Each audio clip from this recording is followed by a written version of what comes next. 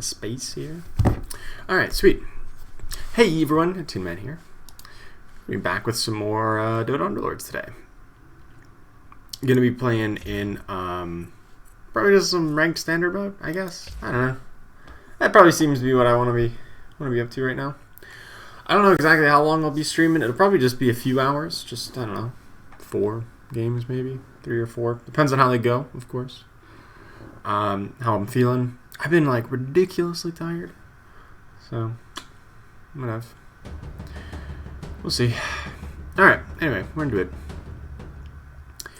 Pair of Nature's Prophet. Is that what we're gonna start with? Is that our life right now? Double Nature's Prophet? Alright, I'm in. What goes with that? Snapfire or Warlock? None of the above? Ugh. What synergies does this have?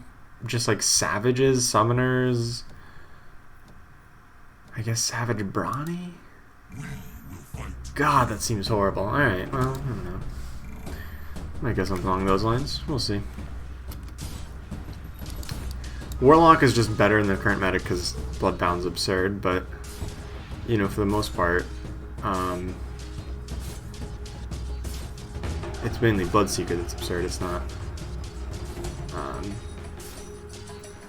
Warlock. You just use Warlock as a sacrifice. Am I gonna win this or am I gonna lose this? I don't know. I think I'm gonna lose this. I can't beat a 1-star Bloodseeker. I've never beaten a 1-star Bloodseeker in my life. I do have a nice little treant though. Holy cow.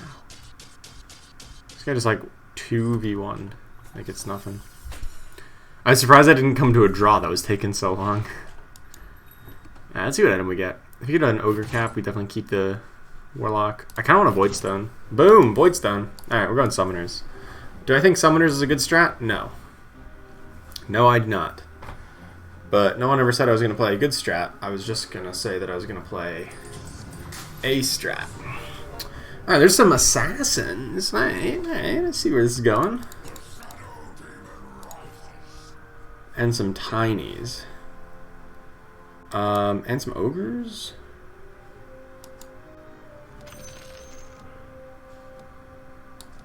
I don't want to get Ogre Magi in here.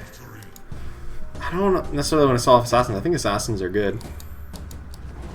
I don't really think Nature's Prophet's good. But, like, I kind of just want to, like, try it. Nah, he's not good. He really isn't. He really isn't. Hey, what's up, Hazabella? How you doing? Hey, no worries. What's going on? Yeah, I hadn't streamed the past couple days. I've been, hell, I almost didn't stream today. I've been just feeling so out of it. I don't know. I'm just gonna sell off Nature's Prophets. I have so many other pairs to pick up. 3, 1, 2. We're just gonna pick up the Ogre Magi pair of Tinies. Almost ran out of time to do that. Definitely gonna throw in the Ogre Magi. I think we're just gonna like lose streak here, right? Assassin, Tuss, Warlock. Maybe we don't lose streak. All right. Maybe we just start winning. I kind of actually wanted to keep that Shadow Demon, if I'm being honest. I think like Blood or like Heartless Brutes would be a good thing.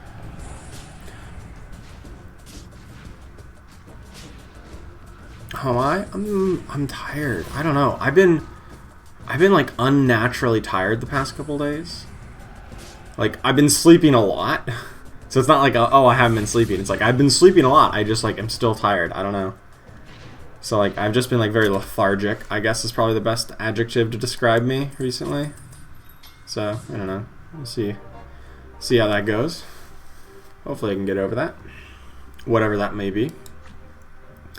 Go Assassins? I'm kind of thinking that. I mean, I got the Nyx Assassin, I got an Ember Spirit here. I do kind of regret missing out on the Queen of Pain early on, but whatever. You can also pick up a Weaver here to grab Insects in a moment. Nice. I sold off to grab Interest. Yeah, I've heard good things about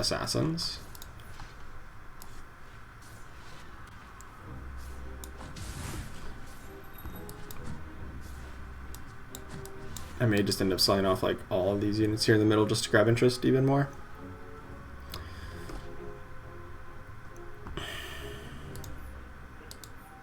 I need some Queens of Pain though. That's going to be the important part here. Stonehall Pike? I could do worse than Stonehall Pike. So I'll pick it up. I don't have a lot of kills just yet, but that's alright. We'll get there. Yeah, I think I'm just going to level. Sell off these things. Now we get insects. We probably keep this win streak going. Except maybe against this Chaos Knight 2-star with a Vanguard. That's pretty absurd, but against everything else, I mean, maybe this Bloodbound build would probably beat us. Alright, this isn't one of those builds. I think we should be alright. Ah, 2-star burst. Oh, that's an armlet on him? Oh, wait, and a 2-star Quap when they get that? Jesus. Bristleback and Quap is just like the big counter to like my insect swarm. I'm like, oh sweet, I got insects. And they're like, we have 2 counters to insects. And I'm like, the hell? It's not very nice. Hey, what's up, Balder? How you doing? 1:45. Is that AM or PM for you? Probably AM, if you're European time. It's late for me. I mean, it's 8:45 PM for me. But that's not terribly late. It's a little bit late. I like the idea of assassins, though. Maybe savages as well. Really tilted that we lost to that. I feel like we shouldn't have. Lost our win streak, which is the main downer there. Oh, hello, Weaver. Maybe I stick with this. I don't know, I got a lot of Brawnies as well. Brawnies and Bloodbound can be a thing. Wait, I did beat that one? Oh, I guess Nick Sesson kind of beats him. Yeah, so now we're middle of the pack. Our interest is garbage. We have like the lowest net worth. Not entirely, but like close to it. It feels like the lowest net worth. There's more assassins. I mean, I kind of want Snapfire just for the Dragon Alliance, but like, I'm okay to cut Brawnies here. I think that's fine.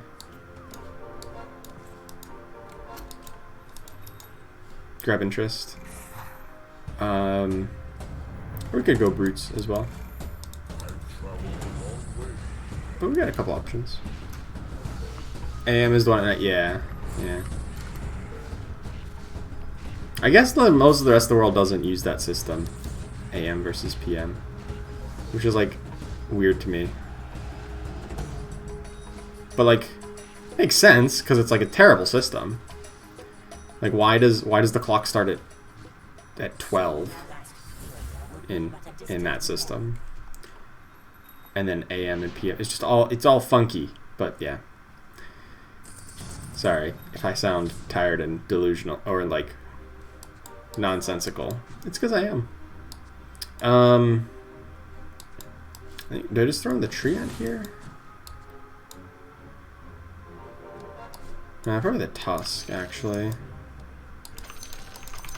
I just need to sell something for interest here.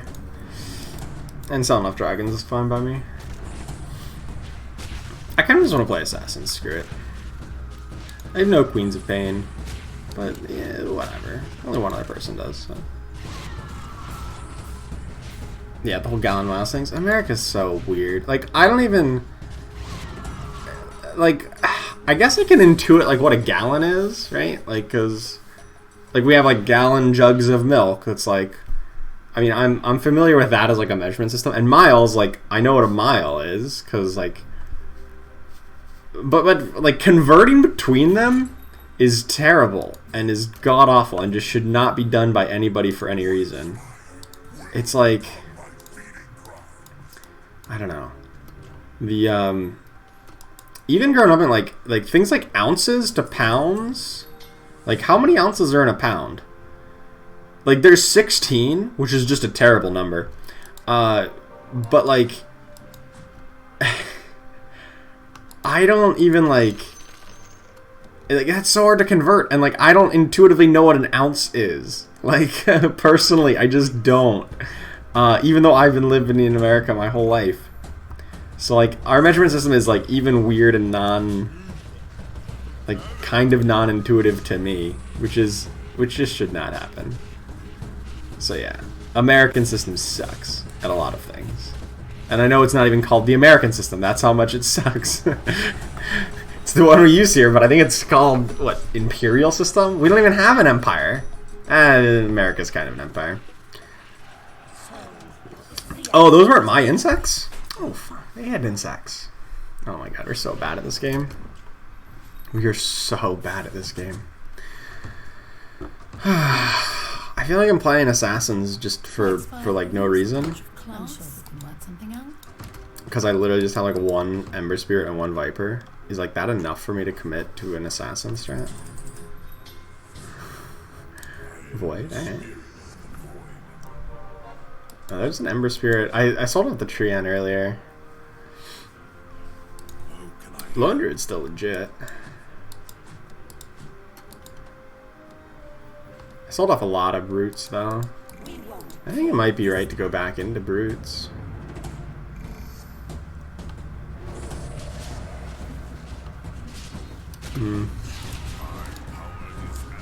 We'll see.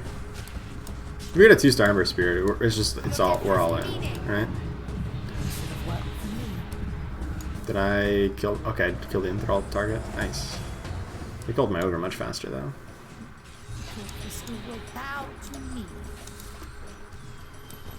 What about this Enigma?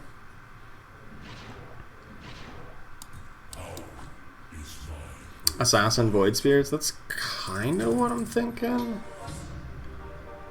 Like, maybe. I kind of just want to, like, commit to something so I don't need to think. Because thinking's hard, man. Thinking's real hard. So I'm going to avoid thinking as much as possible. What do you say we smash some skulls? That's the plan. Pick up some Void, pick up some Assassins. We'll use, like, Bloodbound and like, the insects, like, you know, for a little bit. But the idea is eventually we get away from them. Eventually.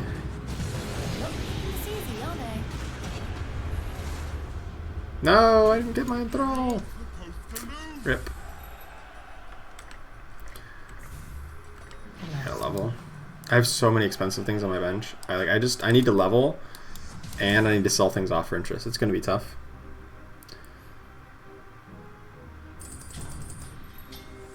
Why do I keep getting so many savages? It's not a savage meta anymore. Okay, so there's a Templar. We're good. Actually, what I'm going to do is sell off some things here. I don't even know if I want to buy this ogre. I really don't want to buy this ogre. It costs me gold, essentially, to buy him. So I really don't want to do it.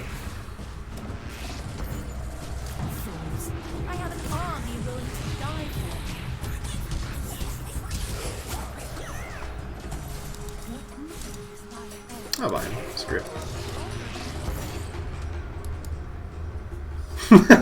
Their Bloodseeker won a duel from their enthralled in Essex. Oh my goodness. That's terrible. That's terrible for me. I think Battle Fury's alright. We could probably do better though. Silver Edge. That is much, much better. Definitely better. Can I just spin in 3 Void here? I think I'm supposed to level. Again. Yeah, let's just fit in Void here.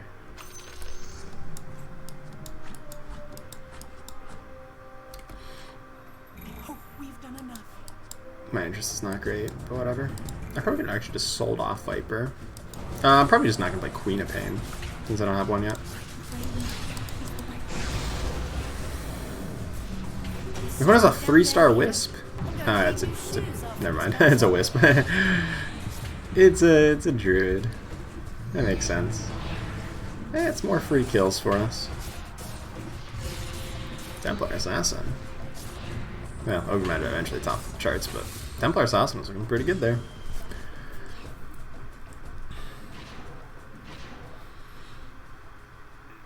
Go more spirits. Oh, and we don't have Storm Spirit. We can't really go spirits without that.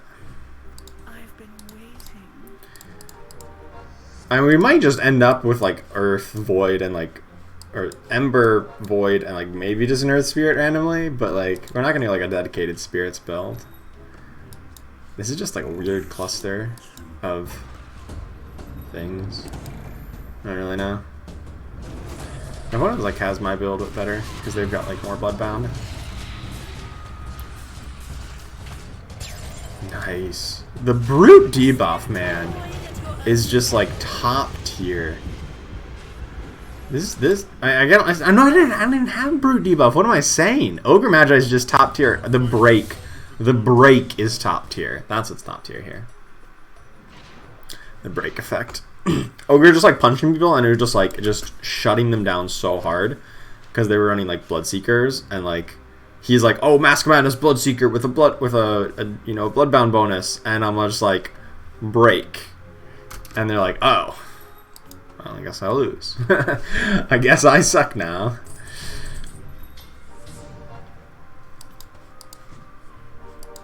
Hopefully we can get a 2-star TA. Get a 2-star TA before we get a 2-star Ember or Quap. That'd be weird.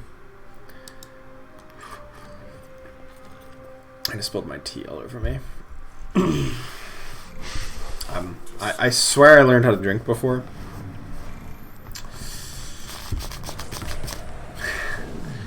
We're playing Void? You bet we're playing Void. I like Void. I think it's a really strong alliance. The Void Alliance is actually just ridiculously strong once you get it online. Once you get the Void Alliance like active, it is ridiculous. Until you get it active, and like the build path required to get Void active is just like really bad. What is a spray thing and how does it work? Well, you assign it to a hotkey. Oh crap. There we go.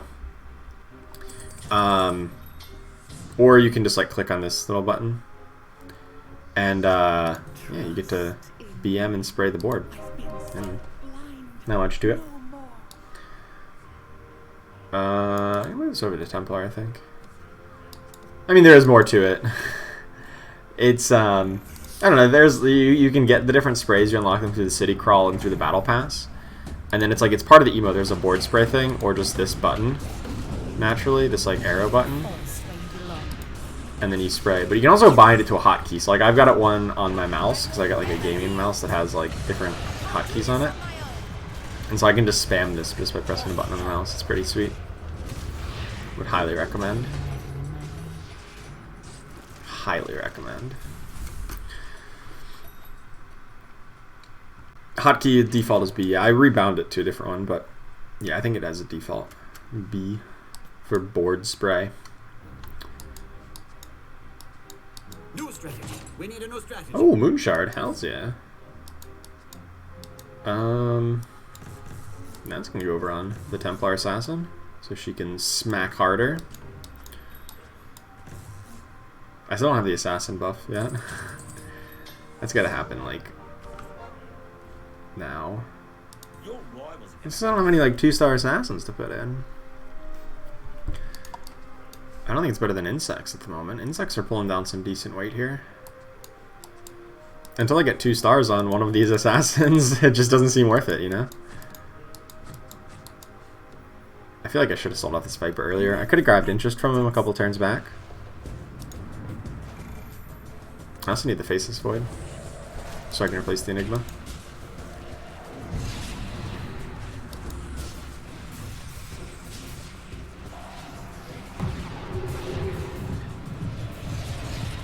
Huh?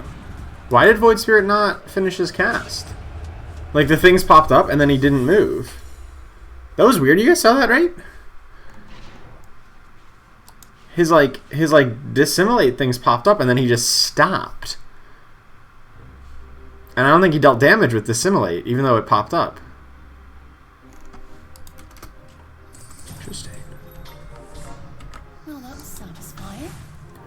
Ooh, there's a Quap. Yeah, we're not gonna play Viper.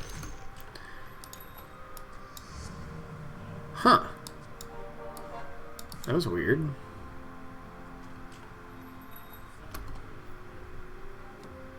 I know I got hit by a break effect right before that happened, but like that shouldn't stop it. That's not a passive, that's a cast ability. Huh. I do not know. Templar Assassin with the big hits on the Nessex.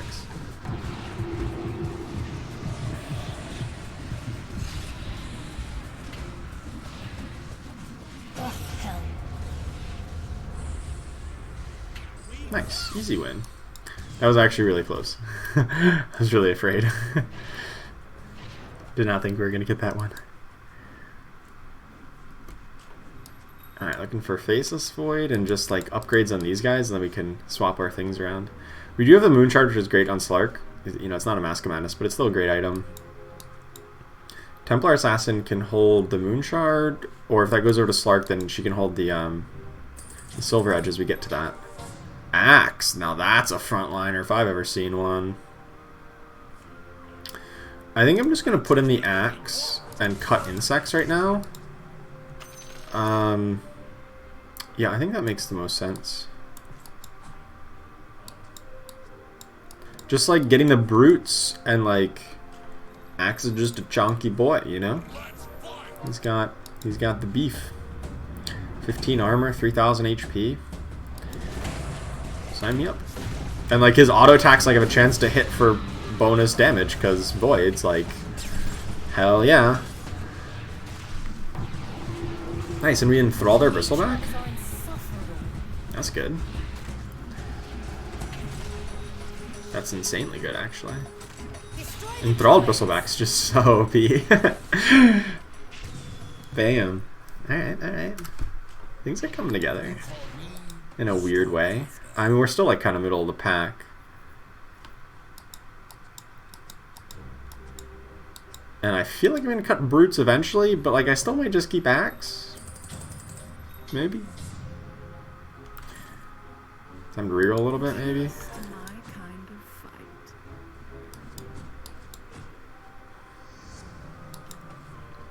We got what, level 8?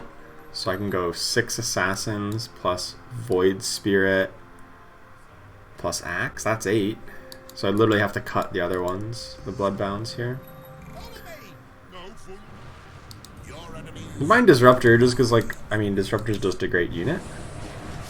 Same with, like, same deal with Axe, even though it's like, yeah, I could get Brawny synergy, but, like, that's not really a synergy that I care about, because I don't have any Brawny kills. But Axe is just so good. His dunk is just, like, top tier, you know? He doesn't like dunking on the opponents. Did I just get crit for 1500 damage? Oh. Dang. Oh, they stole my Queen of Pain. That's why. Yeah, that's pretty good. That's pretty good. I'm so mad that we wanted to go in on Assassins because we got the pair of Ember Spirits early. Have not seen another one since. Bunch of Jagos. Sure are. They sure are. I think this goes on Ogre, actually. Oh. I guess I'm gonna play Disruptor. I think it does a level up here. Oh, I don't have enough gold to do that. I mean, I still think I do. And next turn, I guess I'll get it. My power burns bright. It's time Hello. to consult the Black Grimoire. I'm not even gonna have enough gold next turn to do it. I kind of regret picking up this Disruptor now. Oh, jeez.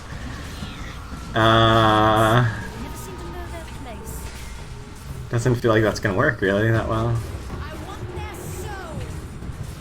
Uh-oh. I might just get eliminated like before I can get up to level 9. Swap with Axe. Yeah, probably would be better than Axe. That's probably correct. That's probably correct. At least at 1 star here. This should go in over Nyx, I guess.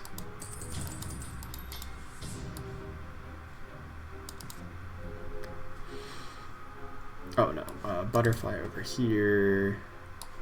Stunner pike on this guy. Alright, if we can survive one more turn, we can get a level up. Throw in axe again, I suppose. You won't lose this time. If I survive one more turn, I'm at 16. Like, I could easily die here. I am no one's prey. It's a good disruptor all. But their focus fire is gonna kill me. What? Yeah, I'm dead here. Exactly 16. Jesus. I finally got all the assassins and I took 33 damage in 2 turns. Wow. Yeah, don't play assassins. Don't play assassins. Does not seem worth it.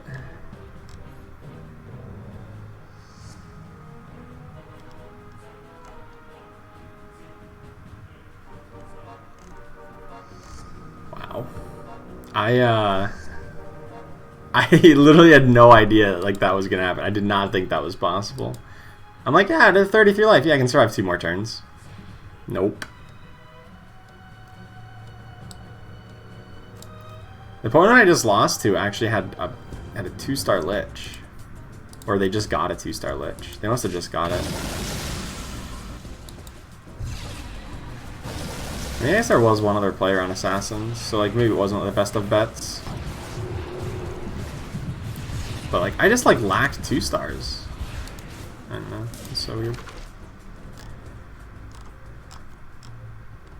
I had the 2-star Templar, but just nothing else. I just should not have bought that Disruptor. I should have leveled up to 9 earlier.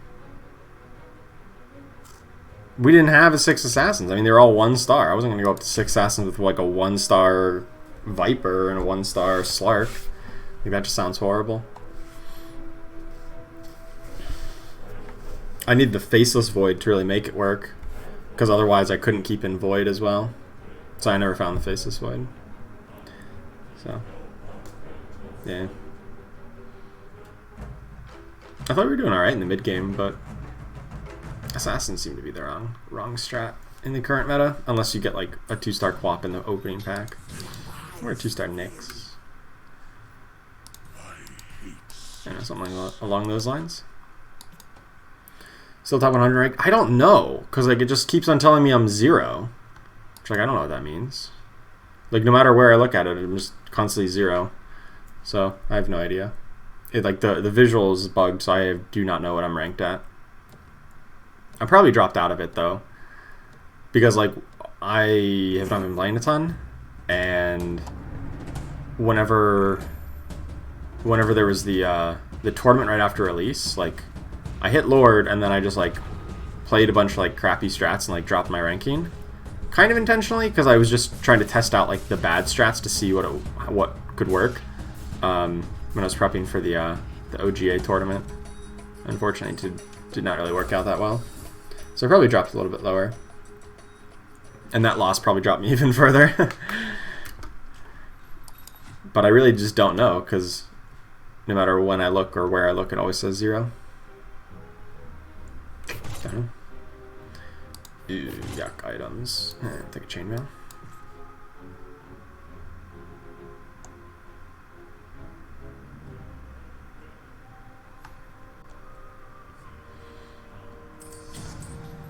There's some brownies. I like brownies. There's also an assassin. I like assassins. Without a bit of pain. Oh, there's assassins. Damn it. Damn it. I think I'm just like, am I just gonna like blind force assassins? I mean, I got the 2-star Nyx. I can get a pair of Queens of Pain here. I think we can do better than last time. That's not saying much, but I think we can. Thomas the Tank Engine. I think I can. I think I can. I think they love Yeah. He's all. I'll hold on to Bristleback for the moment. He's a pretty solid dude. Yeah, get another Beastmaster as soon as I sell off the Bristle. Buy everything. Alright, you know. Been in worse shape. Been in worse shape.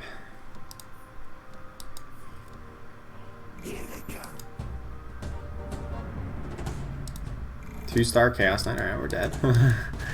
They have insects and a 2-star Chaos Knight? What is this world that my opponents are living in, and how do I get part of it? Look into the 2-star life. And insect life. And the win streak life. They didn't even get that Chaos Knight with rerolls. They got it with win streaks. Man. I now know... Oh, okay, there's Queen of Pain. Boom. Alright, we're just playing Assassins. Well, what do I care? 1, 2, 3, 4. Yeah, just like sell everything to grab interest and just like pure assassinations here. That's what we're doing.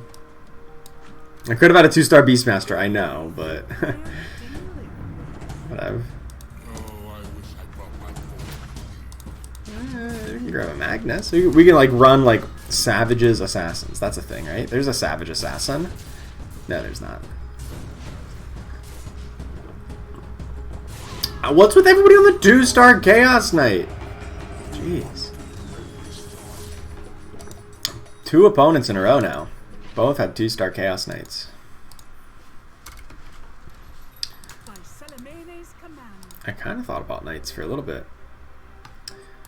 Because we had like the pair of Bat Riders earlier we could have picked up. Deso is good. I like Deso on like Ember Spirit, but it's just generally good on Assassins because you're mostly physical damage. Except for Queen of Pain, obviously.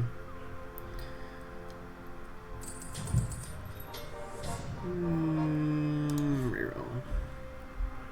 They're looking for an insect.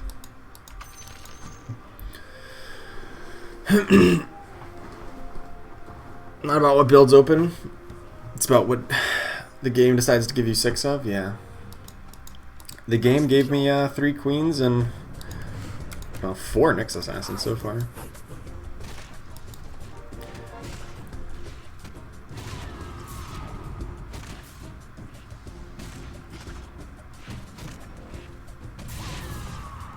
Queen of Pain racking up them kills. Not that we have a Stonehall item for her or anything. The big problem with Assassin builds, though, is that like this is the awkward point, right? Where you have 2 Assassins and you're like, I want to play Assassins, and then in order to get a 3rd Assassin, you need to get a tier 3 unit, which like the odds are just really low. I actually kind of just want to level to dramatically increase my tier 3 unit odds. Let me just sell off all this crap to grab interest. Yeah, so you find a number spirit. 1, 2, 3, 4, 5, 6, 7, 8, 9. Yeah, 3-star Nyx Assassin's like not that realistic. Let's just sell to hopefully grab interest here. Actually, I can like... I could sell off the Bristleback and grab a Tiny and guarantee interest. But I thought I would probably win. Against this opponent, I actually probably will. Even though they're on a win streak, I was like kind of afraid. But then I'm like, wait a second. Their build sucks. The whole board's like dead.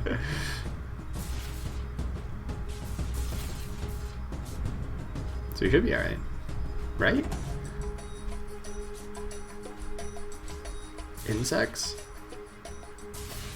Nice. Not even close, baby. Okay, that was really close. I thought like we should be a shoo-in to beat them. They only had 1 2-star unit, but they had the all-important insect bonus, and we did not. Alright, I'll just sit here on this. I'll pick up the Juggernauts. I don't know. I guess we have 0 Brawny kills. We can't really go Brawnies. 0 Brawny kills. Even though we've had Bristleback in since like turn 2.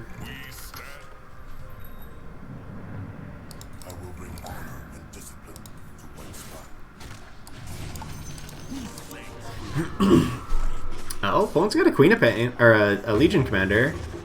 Can I win a duel? Please let me win a duel. No! I lose a duel. 6. I'm gonna lose this duel. Lose this fight too. No.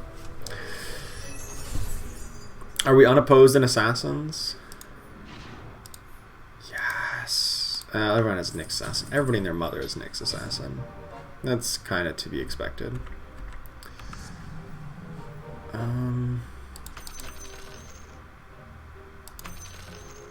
How much can I just sell off? Just that much? Get savages in here. We do have more assassins in these packs. The assassins are flowing. So I'm pretty happy with this. Hopefully get a 3-star quap. That'd be great. 3-star quap would be sick.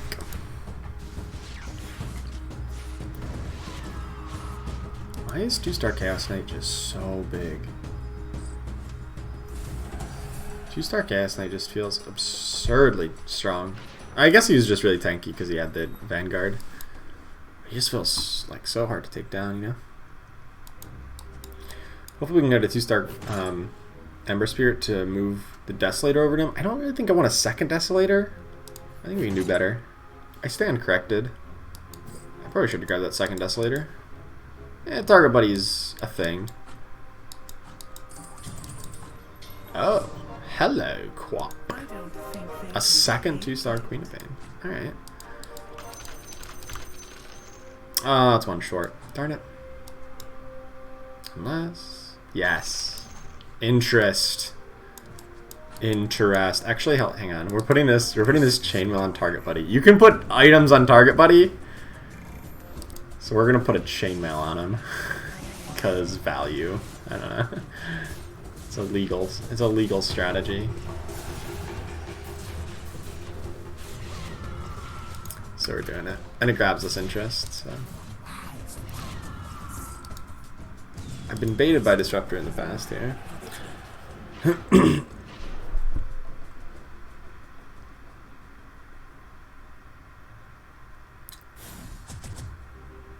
Is the fruit tree any good? The mango tree?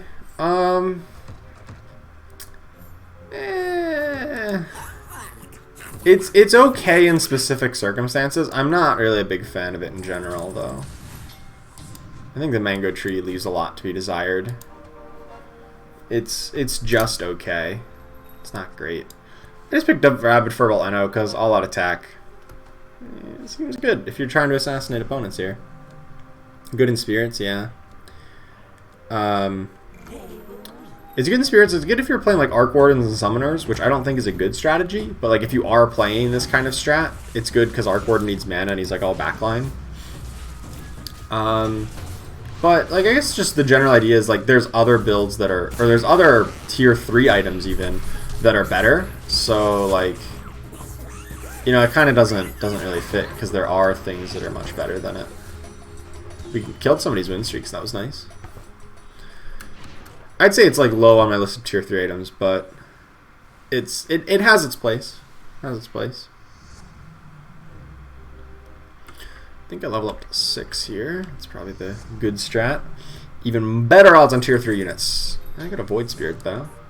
I'm gonna sell this Disruptor. We played Disruptor last game to not great avail.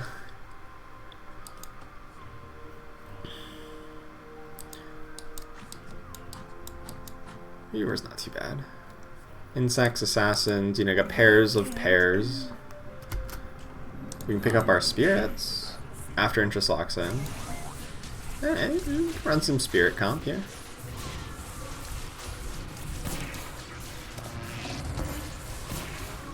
What a big Bloodseeker. Jesus. I don't want to deal with Bloodseekers. I can't beat Bloodseeker. I've never beaten Bloodseeker in my life. It's so much HP. I still don't even think I would get a spirit buff off. I mean, I'm gonna play Void Spirit just because he's a good dude. I'm just gonna throw Void Spirit up on the front line. He's totally acceptable. But Storm Spirit, not really unless I get him up to 2-star, and even then, kind of just medium on it, you know. If you're just playing assassins. Hey, more Coin of Pains. How far are you willing to I guess Earth Spirit could be a spirit. He has it in his job description. Spirit.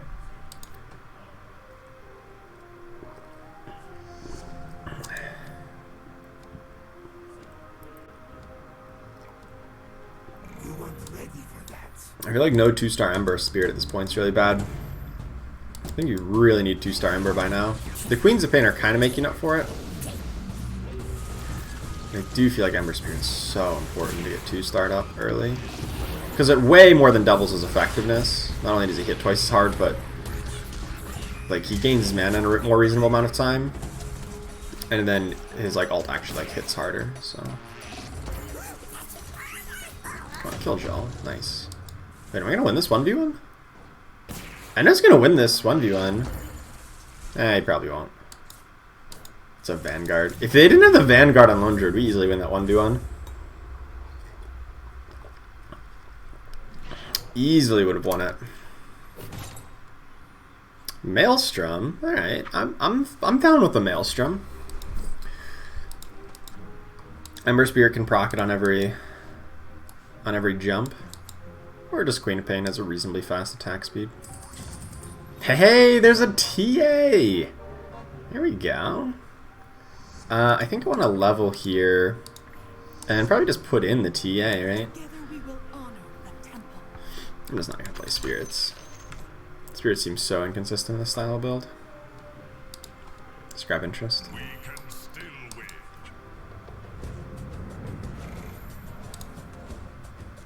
win. One more Void.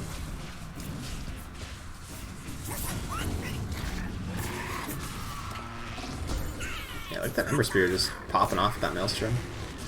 At least for a few seconds. Maybe we should actually go in Templar. She doesn't get the chance to proc it on every Ember Spirit jump, but she does survive later into the fights. And has a much faster base attack speed. Hey, what's up, Vishino Wizard? Dota Bloodbound Lords streaming today? Bloodbounds are fine. I don't know. There's what? 3, maybe 4 people going for them? It's not that bad. I really feel like people overreact to it.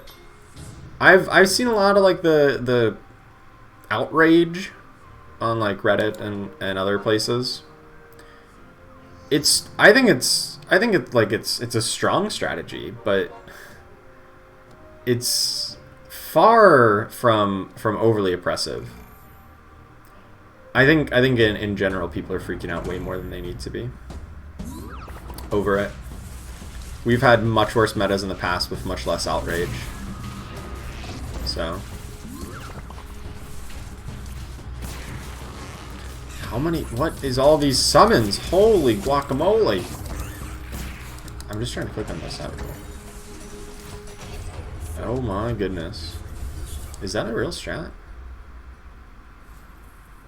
They didn't even have 4 savages or 4 summoners. They just have 2 and 2 and they're still overrunning me. Yeah, that's because they got 2 stars on all their critical units. Roll on 7 for Quap. Well, I kind of want to roll on 8 at least so that I get the tier 5 unit odds because this build needs Faceless Void to complete the Void synergy and Assassins. So... Oh, I missed a Viper. Oops. I missed Viper earlier. I know that for sure. Just gonna put this in over Ember Spirit because we still have Assassins anyway. Now we get Void. Yeah, I missed Viper. Oh well. We weren't gonna play Viper anyway. Viper sucks. My Viper's actually really good, but this build doesn't need him. We want Slark and a Faceless Void. But of course, it's inconsistent to find the Faceless Void, but that's the idea.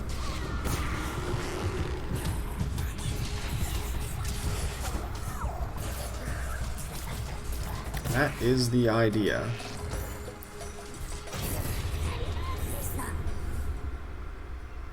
We propose that, like, I think Bloodseeker and Legion Commander, they become magic immune when they're moving.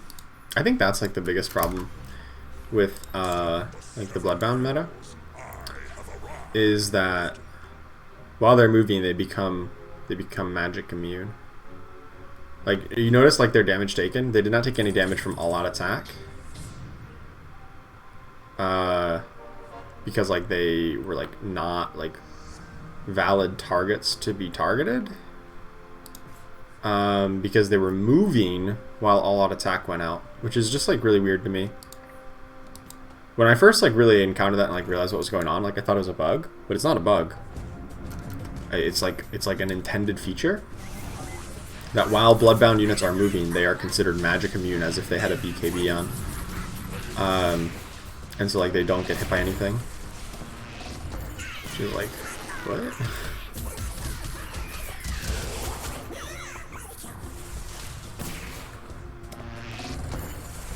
Bloodbound's really prevalent up to big boss because it's so easy to go early.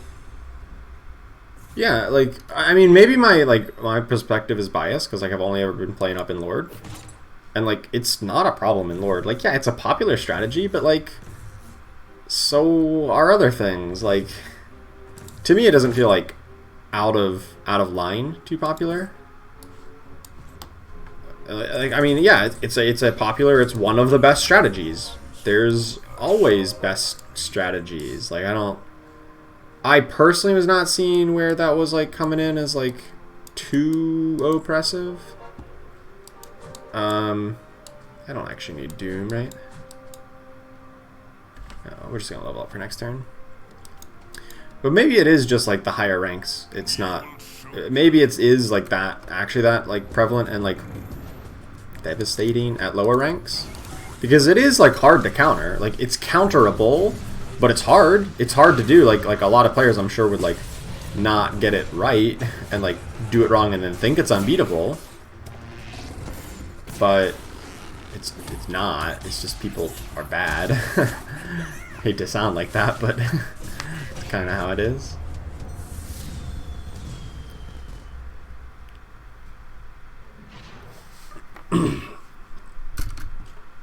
I'll get the Queen of Pain in here, but we're basically dead. Enigma. Do I want Doom? Doom is almost certainly better than the insect bonus. So, sure.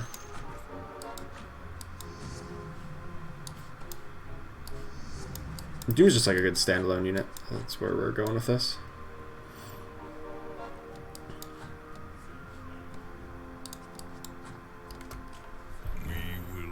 Oh, this Queen Pain should move back a step. Damn it. So now she's not going to jump. Wait, why is this one here? Did I move her up accidentally? That shouldn't have happened. Interesting. I feel like the game changed my positioning. Did that happen? At least we don't get eliminated here. I mean, eliminate somebody else, so not 8th. That's nice. Yeah, like, why the hell? How did this Queen of Pain move forward? She shouldn't have walked forward. If she wasn't a target, she should have jumped. Oh, boy. Maybe I am going crazy. That's the other possibility. That I'm just losing it. Alright, still looking for Faceless Void and Slark. But, like... it's not looking good. She jumped back? Really? That was like really quick to do all of that. Alright. I'll just keep a closer eye on her this time. No, see, she is moved forward. See? She is moved forward. She was like sharing a spot with the Void Spirit. Because like that's like a thing that apparently is allowed to happen. Jeez, okay. I don't know what to make of that. Huh. I should probably be able to fix that, right? By just like moving her and moving her back, I guess. Alright, there's the Slark. I'm not gonna go for a 3-star Doom, that just seems silly.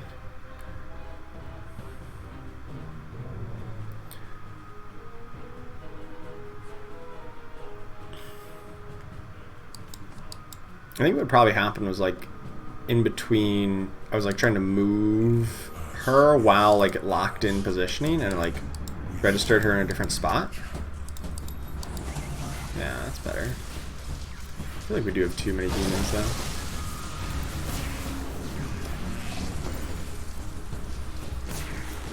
Definitely too many demons.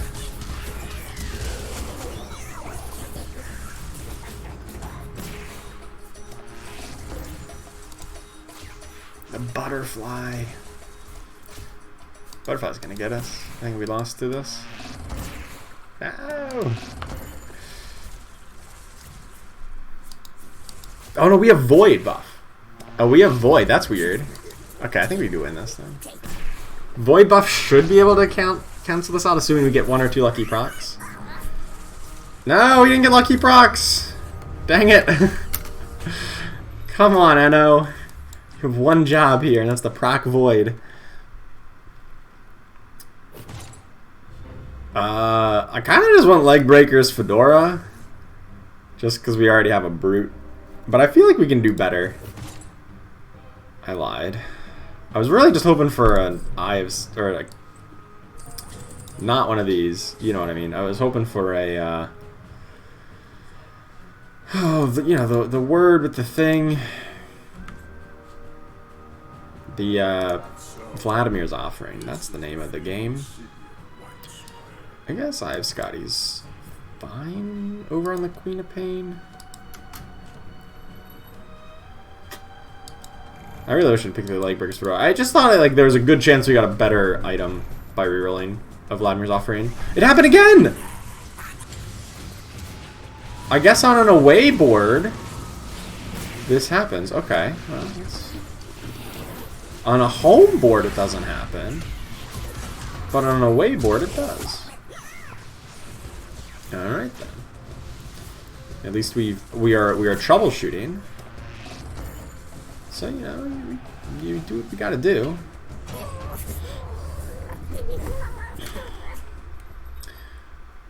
It's like the same point we got eliminated last game. 1 away from being able to level up.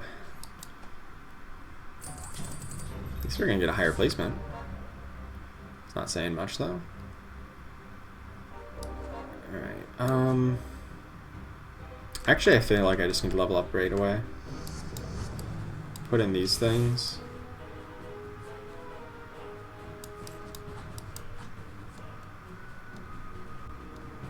Yes. Best we can do.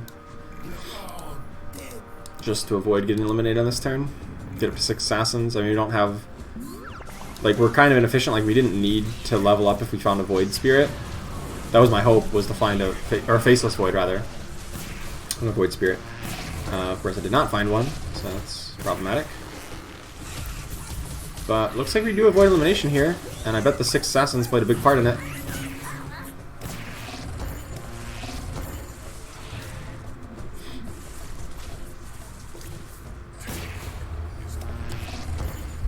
We still take a loss. Jeez. That was looking so good for us for a while. Still taking a loss. Yeah, now we get the Faceless Void. Give me a break. Now I got 4 voids. What am I supposed to do with that? Oh, just cut one for another queen? No, I don't even really want another Queen of Pain. I feel like she just, like, pollutes how many demons we have, and I think it gets to be too many. To, like, step on each other's toes, you know? Alright, just don't take 10 damage here. I actually kind of like the the Enigma. I think he's fine. He does some reasonable damage.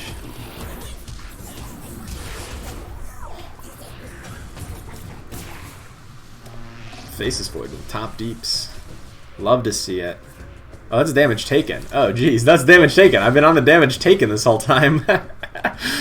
I thought, like, oh man, Faceless Void's looking really good. Nah, he just took a lot of damage. Same with Doom. I literally seen Doom top the charts, and I thought, damn, he is really good. Nah, that was topping the damage taken charts.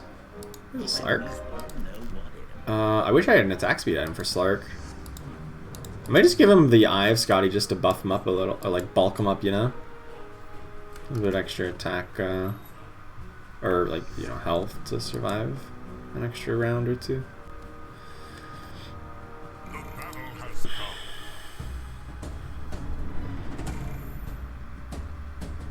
3-star Storm Spirit. Yeah, I can beat that. Ooh, that's kind of nice. Slark? Slark's still going strongish? No. I think we're dead here. Come on! God, assassins are unplayable. Actually unplayable. I guess we still had a 1-star Templar, but... And we kind of had to level up at an inefficient time. I actually won less rounds than I did last game. Despite finding a really early Queen Paint and Nyx Assassin. God, Assassins are terrible. I could have gotten 5th place if I survived another second. 8 and 16. Jeez. I don't know, it feels like other people's builds are pretty well developed though. There's 2 6 mages, which is like very unusual. Because assassins are like, they can work against mages, but like it kind of sucks because like the mages like have really quick cast spells. Especially with like Tidehunter and Storm Spirit with like instant casts and Morphlings. I could probably have beaten this mage one with the Shadow Fiends because they're a lot slower casting. But like on round 25, somebody has a 2-star Troll Warlord. Has like this really well completed Knights build and Bloodbound. Like, I don't know. I feel like other people had really good builds for that point in the game. So, still. Ooh, reward. Man. Alright. Let's not get baited by assassins anymore. It's just a way to lose ranking, it seems like it. Put in the ass in assassins, yeah. Sure does. Yeah, just not liking them.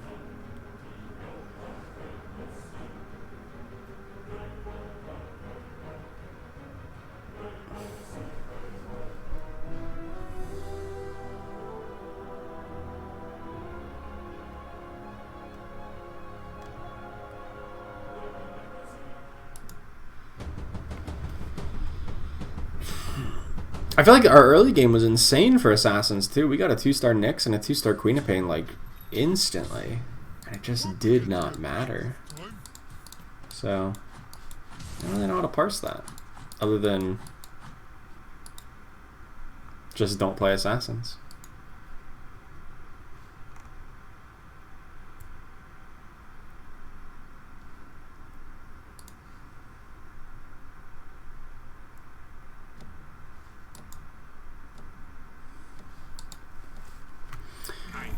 Alright, we'll just play Bloodbound and just win that way then, I suppose. Try good stuff, hope for Hunter item. Yeah. I mean, that might be where we're end up. We'll see how this game goes.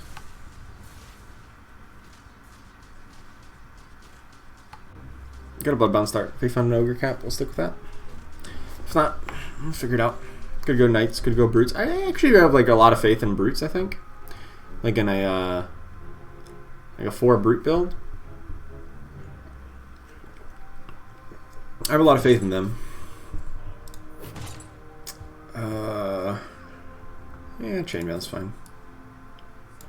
Voidstone's also fine.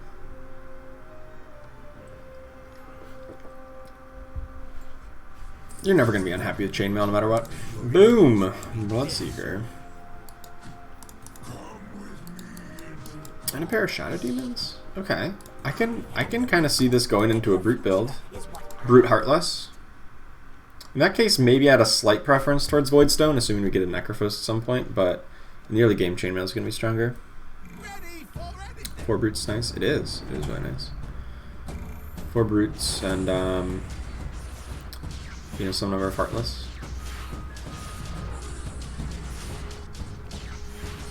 Hopefully 4, but, you know, if you just get 2, it's fine. Hey, what's up, TJ Davidson? How you doing? Working to work from home due to the coronavirus. Ooh. Keep streams coming? I hope so. I hope I'm still feeling up to it. I've been a little light in the past couple days, just in content in general. I've just not been feeling well. Not like sick, just like tired and generally bleh. But hopefully we can keep more streams, keep the content coming.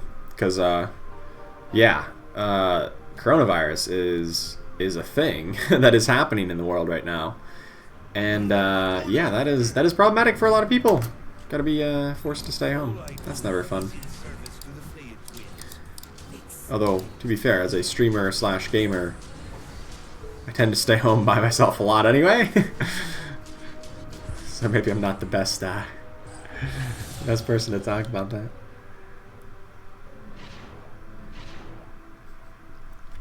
Alright, so we got our tree in.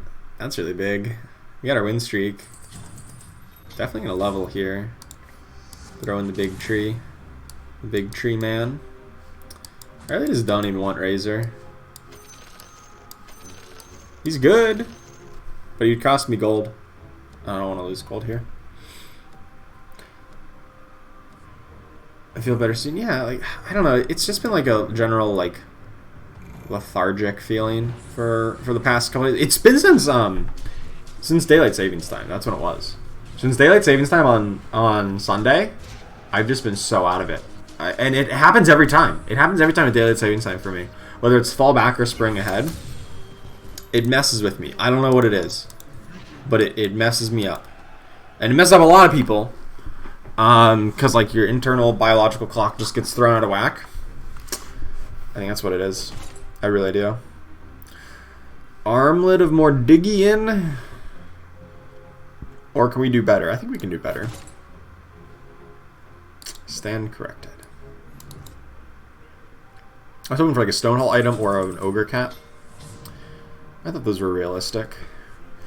I was wrong. 14, 15, 16, 17, 18.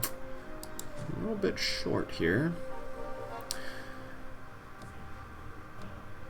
Yeah, the sleep schedule gets messed up, and like I've been trying to catch up on it, and it's just been abysmal.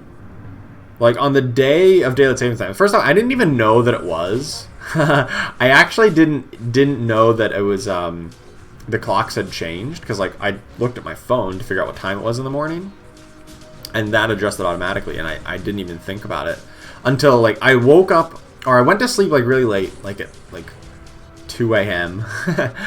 And then I woke up at 7, so like I really only got like, 5 hours of sleep or something, 5 or 6. Maybe I went to sleep a little bit earlier than that, but it wasn't a ton of sleep. And then I got a text from a friend that's just like, oh, I woke up really early, and I'm like, hey, I'm up too.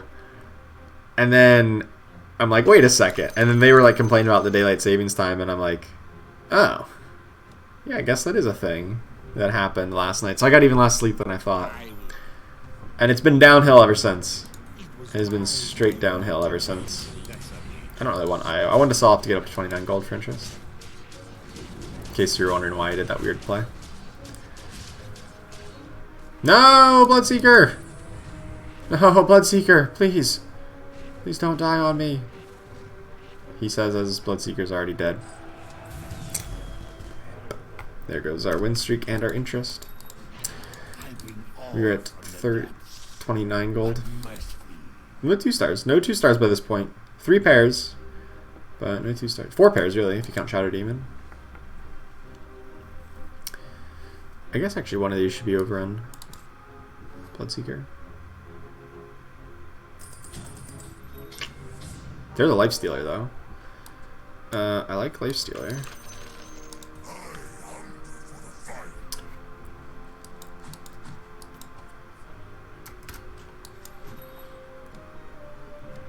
Alright, no win streak.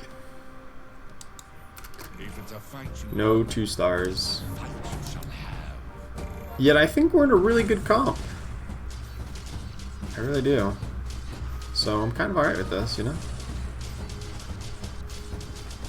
Boom. Killed their Bloodseeker before they got ours dead. And so this seems really good. Bloodseeker's strong.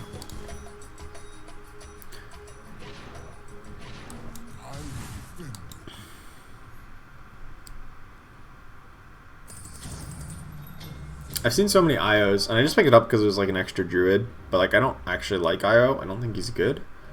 Or it's good. I think it's an it. So I'm just gonna sell it off. Oh wait, I'm level 5. Oh crap. I should not sell it off. What am I saying? I didn't realize I had an extra board space. I just like didn't even like register that I leveled up there. That's how out of it I am. I didn't even like register the fact that I leveled up there. Oh boy, that's bad.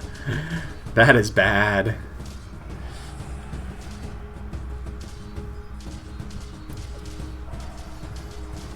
Anyway.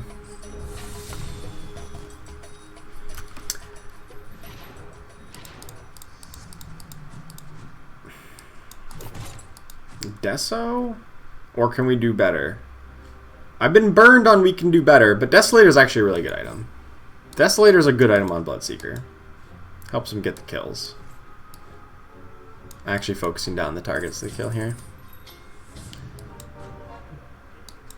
Not sure, just go with they. They is such a weird one. Because, like, it implies plural. Like, they is plural. Right? Right? I've always learned that they was plural, and it's I'm referring to a singular object, and I feel like that would cause more confusion.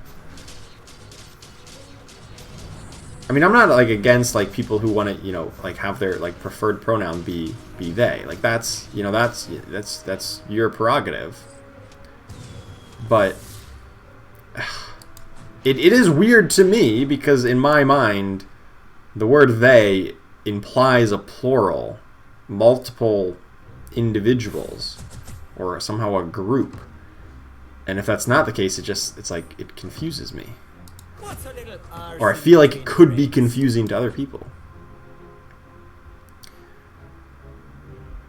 Can be used for singular, but like just because something can doesn't mean that it is. Like, I don't know. I'm just gonna sell for interest here. I'm gonna buy the Treant, but after combat, because like it's my first 2-star, and I wanna save it for a special moment. It's my first. I'm literally at the top of the standings with Bloodbound, and I don't have a single 2-star unit. Alright, maybe Bloodbound's a little busted, just a little bit. Oh, hello, brutes. Brutes are good, man. Hey, what's up, Geraldine? How you doing?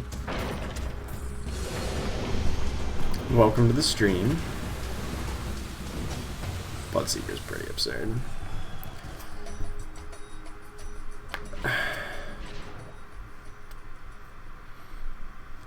It's only fairly recently that singular they's fallen out of use, but like, it has. I don't really know how recent it was, but in my mind it is falling out of use. So, I don't know. For my entire lifetime, up until very recently, they has been a plural, and like that's still how I mentally associate it. It may not be true for everybody else, but that's the way I think about it. As somebody who's been speaking English for the past 26 years, well, maybe not the whole time. For most of my 26 years, I've been speaking English. This feels a little weird. Ogre just like one-shot the unenthralled Bloodseeker. Literally one shot. 2-shot, yeah. An Essex. Hey, what's up, Anthony Walker? How you doing? Learn a lot from the vids? Awesome, glad to hear it. Always glad to hear people are enjoying those and liking them.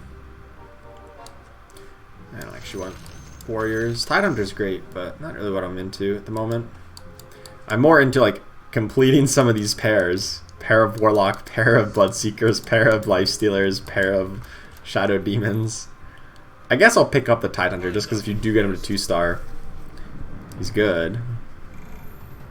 Like I would probably find a way to play him if I get him to 2-star, but I'm not like super eager, you know.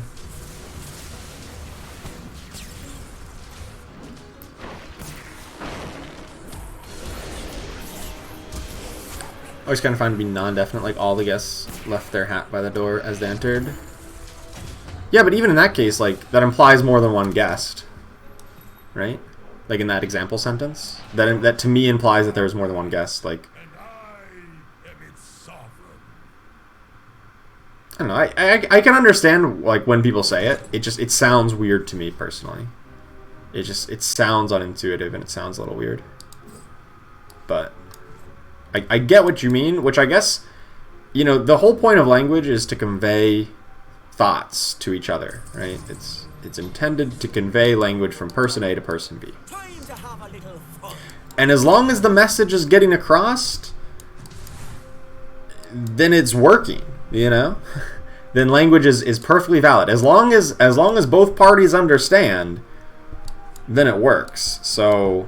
you know, maybe I'm being too harsh on it. I understand what people are saying when they say they. So I guess I have no, like, I shouldn't really have a room to complain because I understand it and therefore language is working as intended. So. You're going to wish you never showed up in White Spire. No, Ogre! Stop being ogre-fied.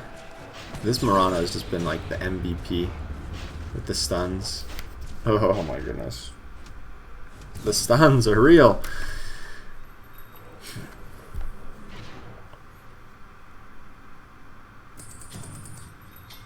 Okay, there's a Lone Druid and a Doom that I want both of. Is 4 Heartless really going to work out? I feel like it might not. I just wish I had more bench space. I just have too many pairs. I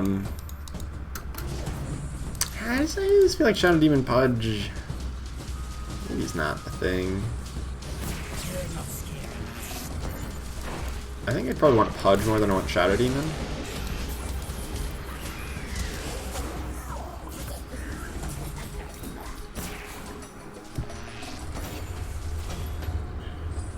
I guess I don't need to decide just yet. Screw it. I just didn't want to run too low on time and not be able to do everything I wanted to do with purchasing to the board and whatnot.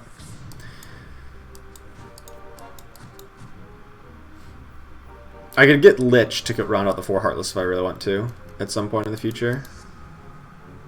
This Bloodseeker with the Hand of Midas is a great item on him. I don't know how much gold we've gotten. I wish it would tell me. But I feel like we've gotten a lot of gold out of him. And so for that I'm thankful. I kind of just want to level and put this Lone Druid in ASAP.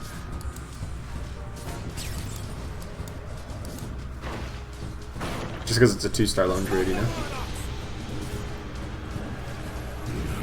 I also just want to get a 2-star Bloodseeker. That'd be nice. I guess I don't even need to level if I just find a 2-star Bloodseeker. Yeah. I feel like I had the same, like, roughly, like, equivalent spread of, like, leveled up units when I was running the assassin comps in last game. Like, in terms of, like, how many level up units I had. And it was not even close. We were, like, down at 21 life at this point. And we were losing every game hard. Yeah. Don't play assassins. Friends don't let friends play assassins in this meta.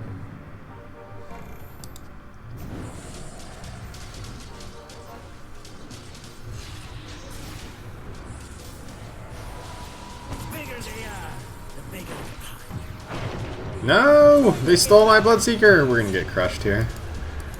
They stole my Bloodseeker. Unless... no. I was saying less Lifestealer, but he had like 5 stacks of poison on him because he got hit by all... They have a Venomancer somehow? Venomancer with stacks of poison is really annoying to deal with for this build because we rely on a lot of self-healing and just Treant Protector healing as well. We just have this kind of formation, right? Where Warlock takes the brunt of the attack. We can pick up an extra Brute. No, we don't need an extra Brute. We have 4 Brutes already. So Silver Edge. Silver Edge is insane. That's an insanely powerful item. Sign me up. Hey, we got our Bloodseeker! Woo! We got there. Alright, just level up for next turn. We can do that efficiently. Get in a Necrophos, I suppose. Oh, Hand of Midas. That needs to stay on there. Boom. Hey, what's up, Cisco's Daniel? How you doing? Starting some games as well. Well, good time to start playing games.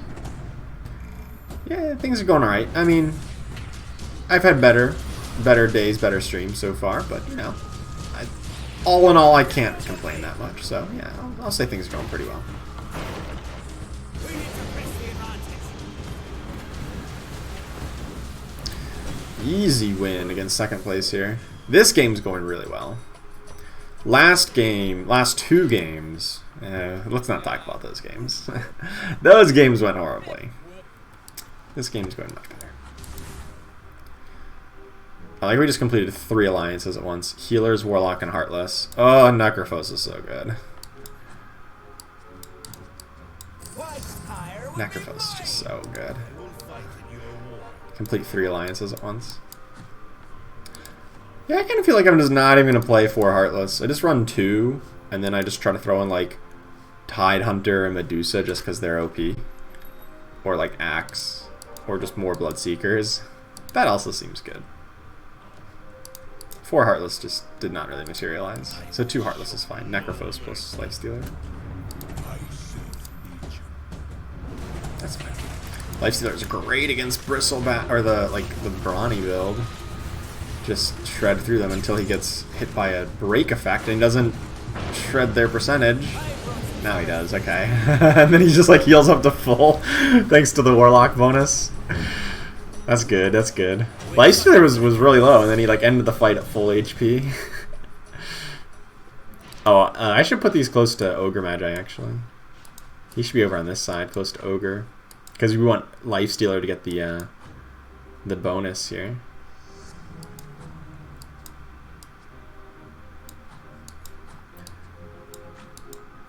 To get the bonus attack speed, that is.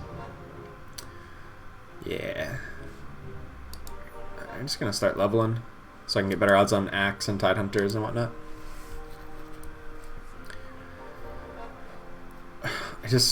I can't believe like after last game when we like had a similar like trajectory of like what levels and upgraded units we found, and then turns out just playing a better composition and not trying to run assassins, you win fights with that. Who would have thought?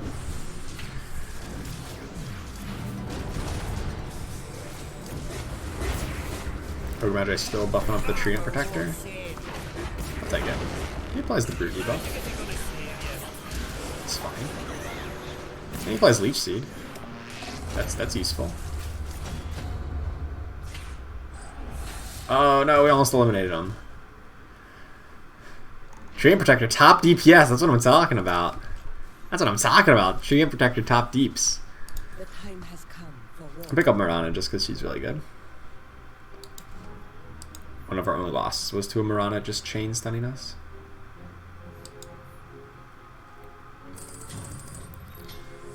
I never expected my travel to take me to White. I could just like force a level up soon, but I don't have any great. I guess I have another Bloodseeker to put in. That is actually a pretty great option. I can afford. My life total's fine, and I'm still pretty strong. I can afford to wait a few turns, level up efficiently at the right timing. Oh, here's a 4 Vigilant build. It could be a little problematic.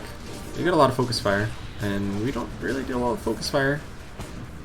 Luckily, they can't Focus Fire down the Lifestealer, who's like, or the Bloodseeker, which are like the important targets in the build. Yeah, they don't even have enough damage. There's still a lot of 1-stars. They're gonna take like 20 here. Exactsies! Exactly 20. So good at quickly estimating how much damage my opponents are gonna take.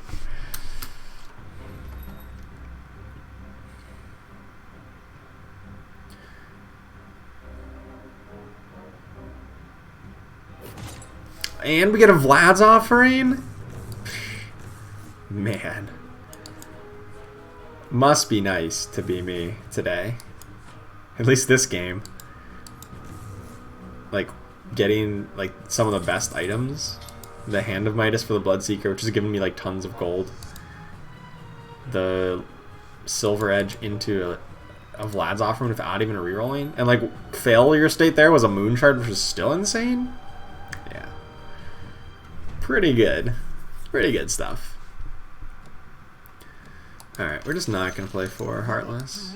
Just pick up some extra Bloodbounds.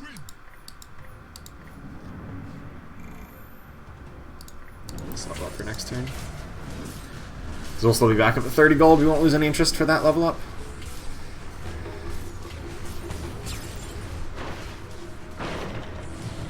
Lifestealer. Lifestealer was dropping really low. I was really afraid he was going to go down, but he's still up and kicking. Look at that. Look at that, man. Yeah, crazy Lifestealer. He drops super low, and then he's just like, no, I refuse to die. Deals 13 damage. The Lifestealer was like literally about to get burst down right at the start of the fight. He dropped to like 500 life or something low. It's another tree. Probably just throw another Bloodseeker in just as a sacrifice.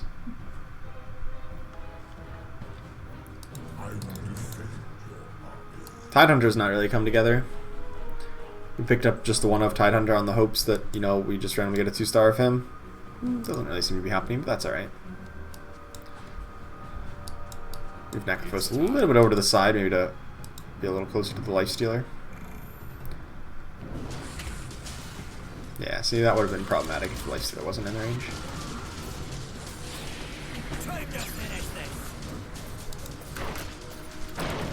And, you know, there's an off chance we just get a 2-star Morona.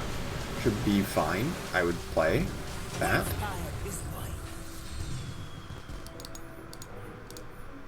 4 kills. That's probably that's like a bonus gold right there. Like this Hand of Midas, I don't know how much it got us, but like we definitely equipped it. We put it on the Bloodseeker at one point when we had like 20. Oh no, I guess it was less than that because they combined kills at some point.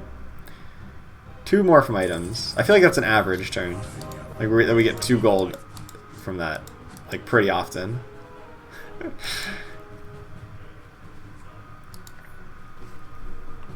We're making a lot of bonus gold on this then.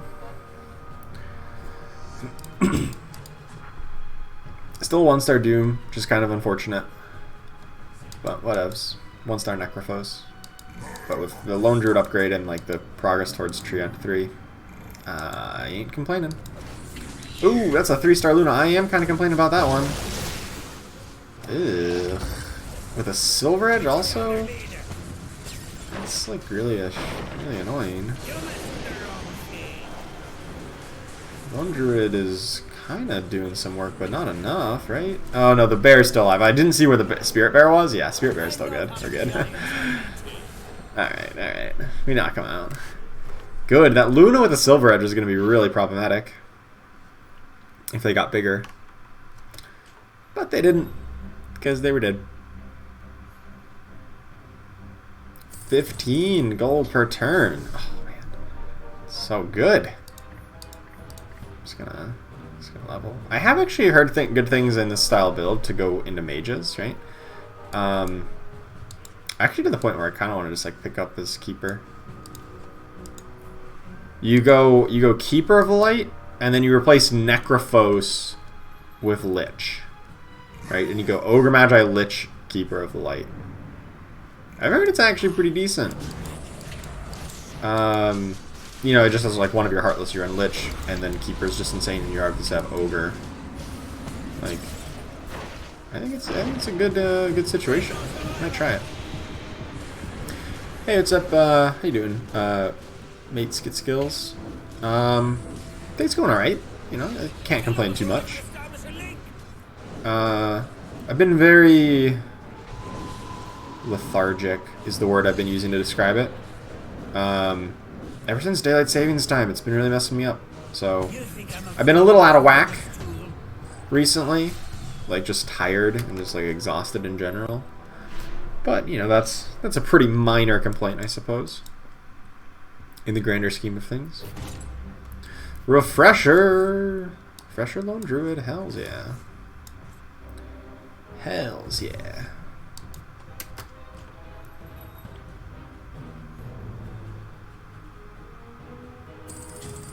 There's another coddle. My magic isn't, I think this might be the play. but the results speak. Assuming we can find a lich. 1-star Necrophos not really pulling it down here. Looking for Axe as well. To maybe replace a Treant or something. No, not a Treant, a Doom. Still a 1-star Doom.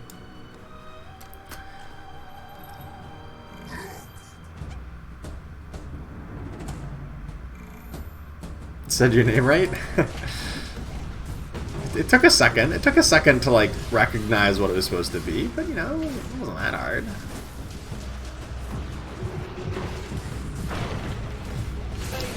I'm glad you appreciated that.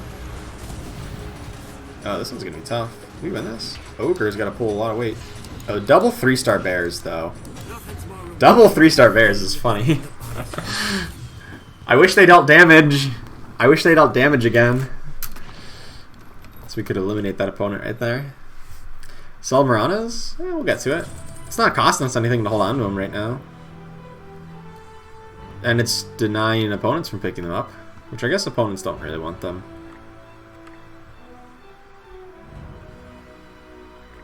We may actually even throw one in right now. Eh, I'd probably just throw in an ogre. Let's be real. It doesn't hurt anything to hold on to him here. The chance we got him to 2-star, I'd probably be playing them at this moment.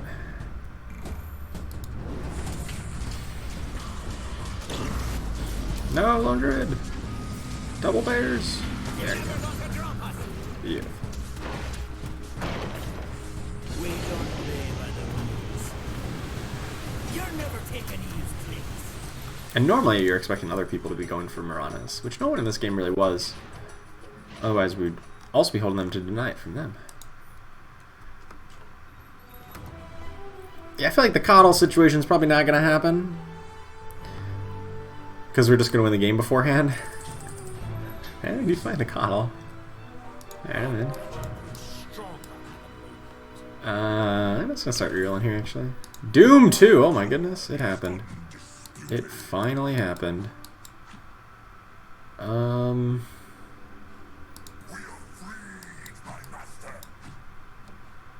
Pick up the Tidehunter here. I actually sold off my other Tidehunter.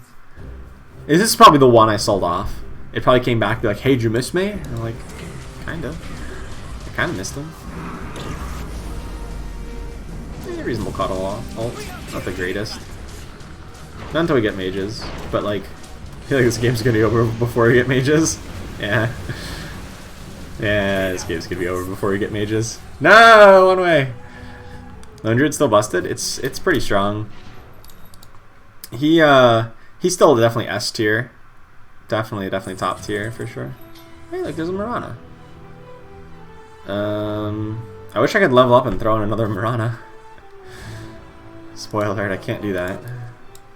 I think I put it over one of the Bloodseekers.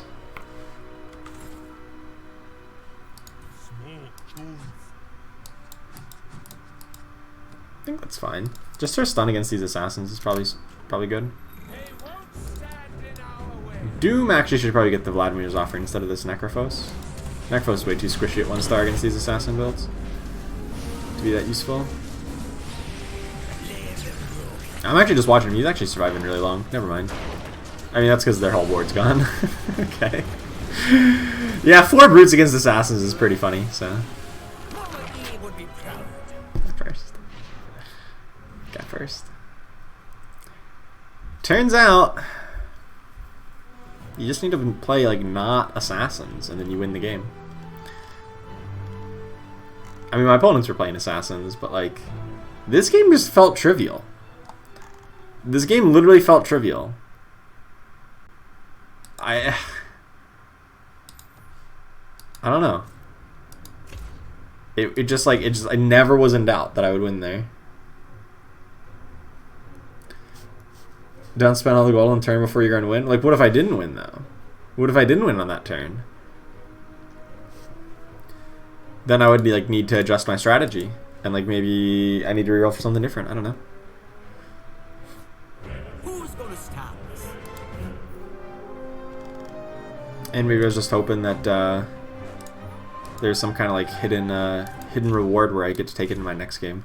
maybe the game is programmed in such a way that whatever amount of gold you end one game with, it'll give you better RNG the next game, right? So if you end the game with like 30 or 40 gold in your pocket, then it says like you get really good RNG next game. Maybe that's how they do it. Most people just don't know because they, you know, spend all of their gold at the end of the game, and they never get to experience the wonders of the hidden back RNG. That's probably not a thing. That's like definitely not a thing, but you never know. Most people wouldn't know if it was. The devs could implement something like that, and we like wouldn't know for a long time, if ever. No one's stronger than us. We intentioned by the Nyx assassin. We learned our lesson of never assassins. Already learned that lesson the hard way. It's maybe a primordial game though. Primordial summoners? We already got the core online for it. The Tiny, the Arc, the Veno. I don't think it's a real build. They were not our equals. But I guess you never know until you try. Ogre cap. Alright, oh never mind. Never mind, we get the ogre cap. Eidolon build. Good. It's so weak. Eidolons are just like garbage tier. No, I'm just gonna ogre it up. I think it seems good. Let's do this. Put it on Slarder. Actually, in a position like this, because I don't want Slarder to run into combat first. I want the ogres to cast, and then they're gonna box him in while they cast. Oh, this is perfect. And then everyone just demolishes this Nyx assassin, and then gets stunned up on him. But that was beautiful. That was beautiful.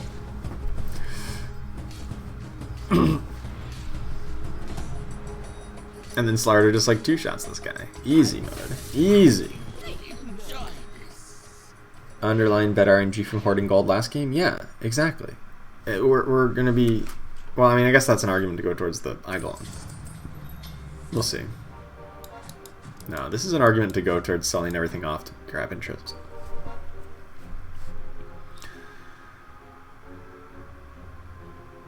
Actually, I'm going to keep this Drow Ranger.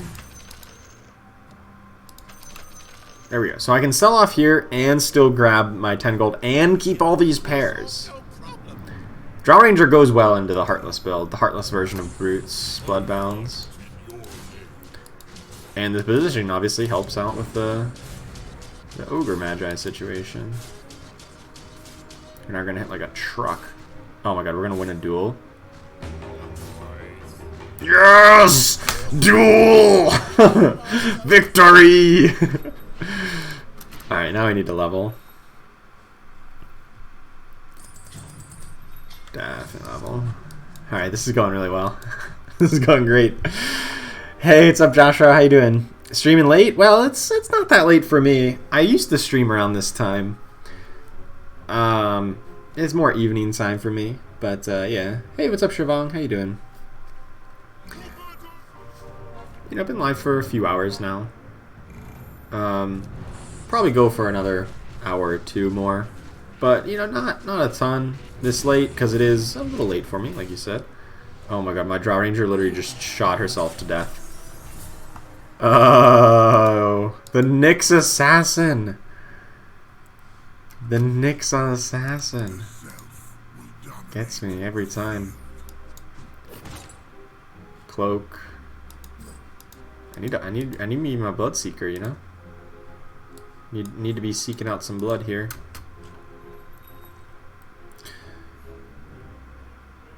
Right on time if you live in Japan. I do not live in Japan. But I suppose there's a sizable amount of people who do. So that's cool.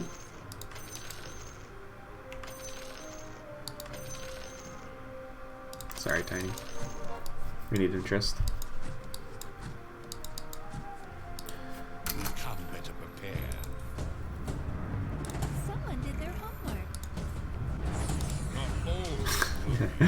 Both tinies are back. We literally just sold him off for interest, and then he's like, oh hey, I'm still here. And I'm like, but I just sold you. I know it's the same tiny too. Has to be. No, Ogre Magi, you're about to die. Oh, he couldn't even get one auto off. God dang. One auto probably wins that.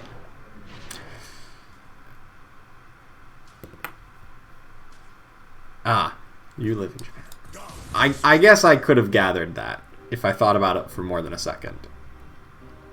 11:15 a.m. Well, that is certainly some time in the future. Hey, there's a tiny. I guess. Ooh, tree ant.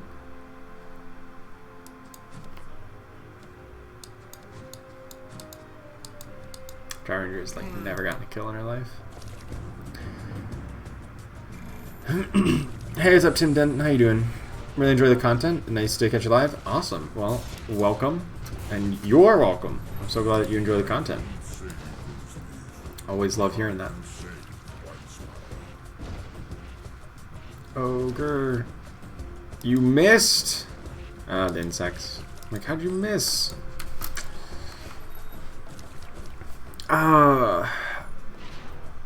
Alright. Do I want any of these guys? Bristle. I feel like I'm just running another, like, brute bloodbound comp, right? That was really good for me last time. And I have an ogre cap this time, which sounds even better.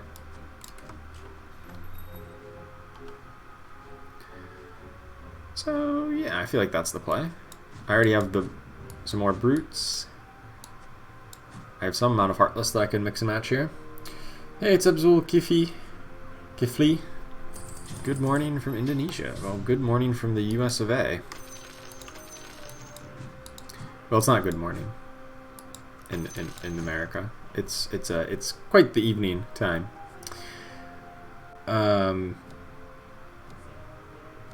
You can destroy the player's props. That is true, but that would involve time spent clicking instead of thinking about trying to win the game, you know?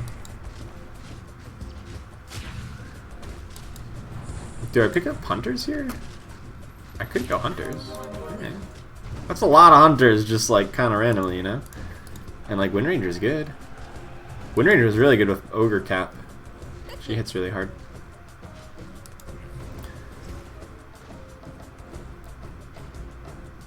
I don't know who got that kill. I hope it was Ogre Magi. I haven't played since the auto chest, just got back into ranked. Got into boss so far. Awesome. That is a really good progress. Yeah, I think we are going to play some hunters. This is looking good. Oh, I did level up. Put this back on the Wind Ranger, I suppose.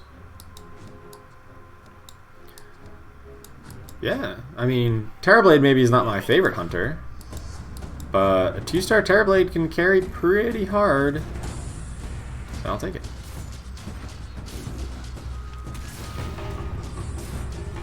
Nice, we got another duel win. Both of my Ogre Magis have won duels. It's a beautiful sight. It is a beautiful sight to see. Why not activate Vigilant? Because then I'd have to cut either Bloodbound or cut Tiny. And I think Tiny is better at this point in the game than even Vigilant is. Just because he has 800 more health and he's got a stun. Those just seem like important attributes. Chrysalis is okay, but I think we can do better. Vanguard's better. I just value Tiny a lot, really. I don't want to cut Bloodbounds, obviously, since we're a Bloodbound comp. There's the Terrorblade. All right. I see where this is going.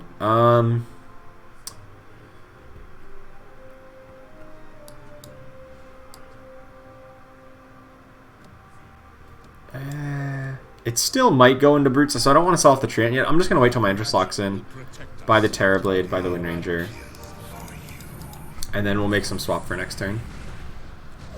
I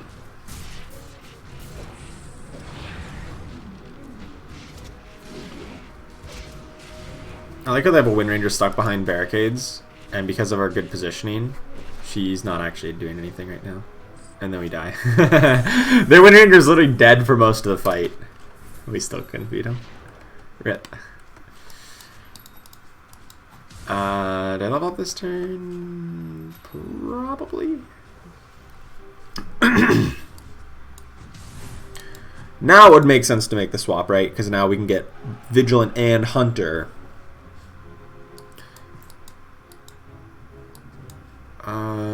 So yeah, that makes more sense now. I definitely want aggressive tank draw here.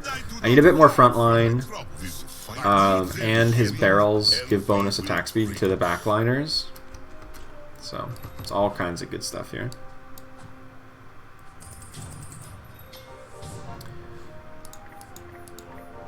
I will not be pushed around. There's finally a Bloodseeker. I think I'm just going to sell off this Treant and this Warlock. I'm going to play like a 1-star Warlock for a while, but We can die better than I don't really want to play a 2-star Warlock if it means scrapping interest. He's there to die, so you know, let's just let him do it, you know?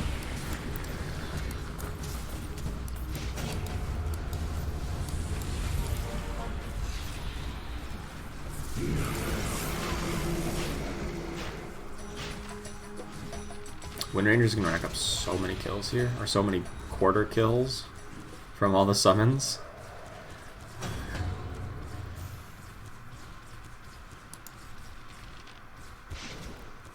Yeah, I guess Terrorblade did too. What was the kill total here? What? Only 4? Never mind. Not very many. Still not a 2-star Ogre. Need to swap these. Actually, no, I need to move Vanguard over to the Terrorblade. He's much more important to keep alive. Yeah, just sit here at 20 gold for interest, I guess. All right, everyone. Here's the plan. Don't get I don't want to sell off everything to get up to the 30. Might throw in Pudge at some point. Like, I might just get a Warrior frontline as well instead of Druids or something. Just because I can get Tiny plus Pudge into like Tidehunter later on. Something along those lines, you know?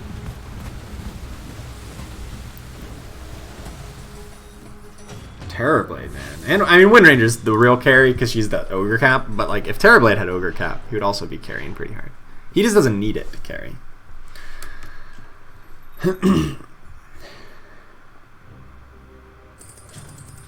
We're totally getting 3-star Terrorblade this game. Totally happening. Either that or we're gonna die with a 1-star. Die one away. You can also pick up Necrophos as another Heartless if we don't want to go the Warrior route. If we do want to stick with more just Bloodbounds. Brutes, maybe. Maybe then I would want the Treant and Lone Druid, but whatever. Oh, come on. You know what Vigilant sucks against? Spiked Carapace.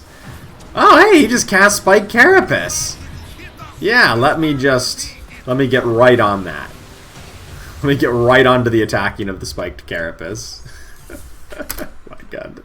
I never thought about it that way, but yeah, it's pretty silly when that happens. Yeah, the Necrophos completing 3 alliances is the best part. Maelstrom? Hell yeah.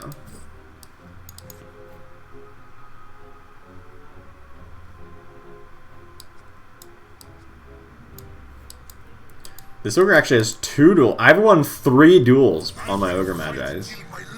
That's beautiful. So many Tinies. I really don't actually want Tiny. I think I'm just going to sell them off for interest here. I need the interest, you know? Since I am leveling up pretty aggressively. I need to stay at least 21. Nick's Pseudo Ravage against Vigilant. I mean, it's Pseudo Ravage against everything. Let's be real. But against Vigilant, it's particularly bad because you also crit on that attack, which means you take even more damage. It's just trash, you know? It's just really bad. No! Oh my god, the stun came in at the worst time. He was so low. Wind Ranger, you got this? No, you don't got this. Terrorblade got this, though. Alright, alright. Hey, what's up, Mitchell One? How you doing? hell's it going? Oh, that's not us. That's us.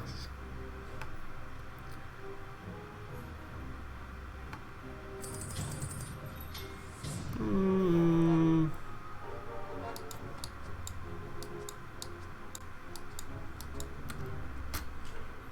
I making more adjustments here? Nah, I think I just sit on my interest. I'm really hoping to one day get a 2-star Bloodseeker. That would be nice. Time to prove we're the best. Or just like, you know, a pair. I'm not picky. I would take a pair.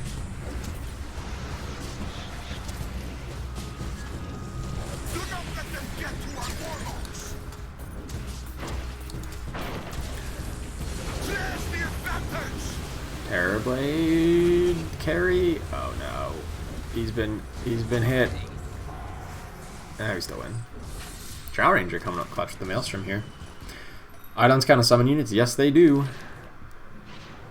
Pretty much everything counts as summoned units. Anything that doesn't start the board, start the game on your board, is a summoned unit. So like an Essex Companion, Eidolons, obviously summoned units from spells. Insects count for the Summoner Alliance, like the little insectoid things. Insectoids. Spiderlings. God, I am so out of it today. Spiderlings. But they don't count towards the Savage Alliance, because that would be pretty broken. Like ridiculously broken. So, you know, that's understandable. But they don't count towards that. We must celebrate our They do count towards Summoners. But not Savage. Endgame build thoughts? Pretty much what we're doing. Maybe throw in the Bloodbound, maybe throw in a Brute at some point. Doom would be nice, or Axe. Yeah, just throw more Bloodbounds. You know, maybe if I find a Crown of Antlers, maybe I can look at 6 Hunters. Obviously, we're going to get a 3-star Terrorblade sooner rather than later. Right? We have another 2-star one just waiting to go. Yeah, something along these lines. I feel like we're on the right path here. I mean, I don't know. Maybe we do cut Bloodbound by the very late game. But we have the Ogre Cap, which I think is a great item on Windranger. So I'm not super eager to cut it. At least not completely. I would still play like at least the Ogre Magi, I guess.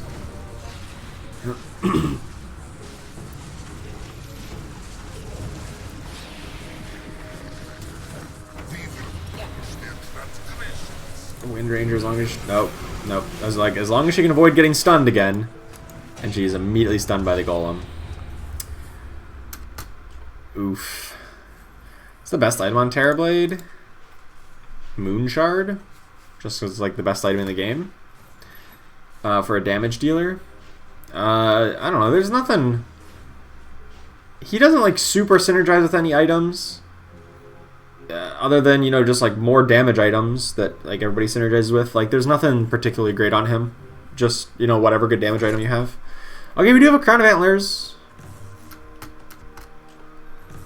Okay, I'm kind of down with this. I'm kind of down to like try to make a more hunter focused, like a 600 build work. Silver Edge is fine, yeah. That's good on him too. Totally acceptable. Let's just level. And we find Ogre Magi, imagine that. That's alright. We've literally had a pair of Ogre Magi since actual turn 2. I know we finally got it up there. Sweet.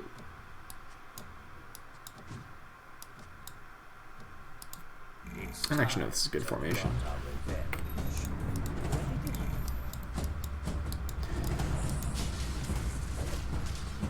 Crown of Antlers is kind of nice on Bloodseeker, because it lets him get extra attacks off. And now we're looking for Mirana plus Medusa. Mirana and Medusa would be our next 2 units in. Divine Rapier bait? No, Divine Rapier is great.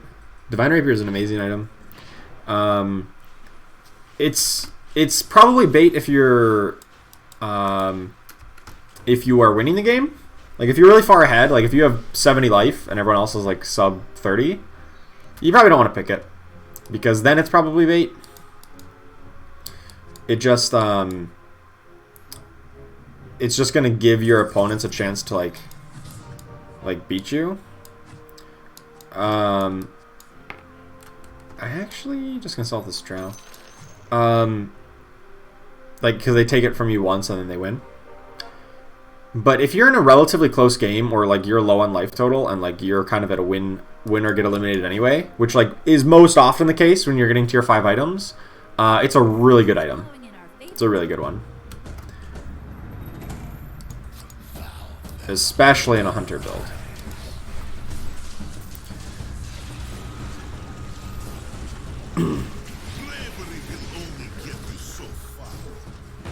Pick Divine Rapier and give it to a fan game in a sub. Yeah. That would definitely work. It's so hard to get Divine Rapier though. It's like the rarest item. It's so hard to find. But I pick it up as much as I can when it makes sense to. Just got demolished there because, you know, my build is kinda incomplete at the moment.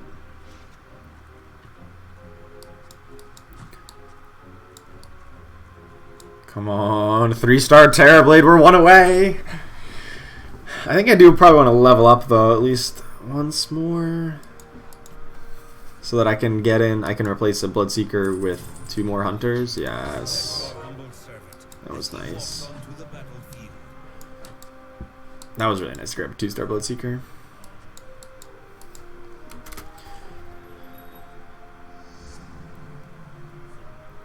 And there's a Mirana we can pick up after interest locks in. Still gonna look to level up to 9 and then probably play the game at 9. So like we can just cut the Ogre Magic for 2 more Hunters would be the plan at 9. So I'm kind of looking for a Beastmaster / Weaver, but also mainly Medusa. So if one of those, we can make it work.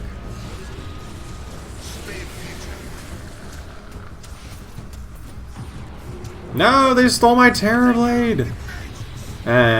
He gets blown up instantly because of the Vigilant ability. That's nice. He's like, oh, he casts! And you're dead to the Wind Ranger instantly.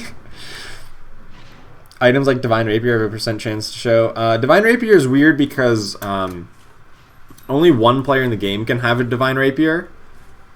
And so, like, it just artificially shows lower. It's like, it's not really intuitive, but like you can test it out and like there's never been a time when there's been 2 Divine Rapiers in the game. So it's because like only one person can have it, it's like as soon as somebody else rolls it on their loot table, it gets disabled for you. So it's like kind of like the shared unit pool, but there's only one. There's only one that could possibly show up. So it is lower chance. No other item works that way to my knowledge, but Divine Rapier does. Which is weird, to say the least. But for the most part, every other item has an equal chance. That I know of.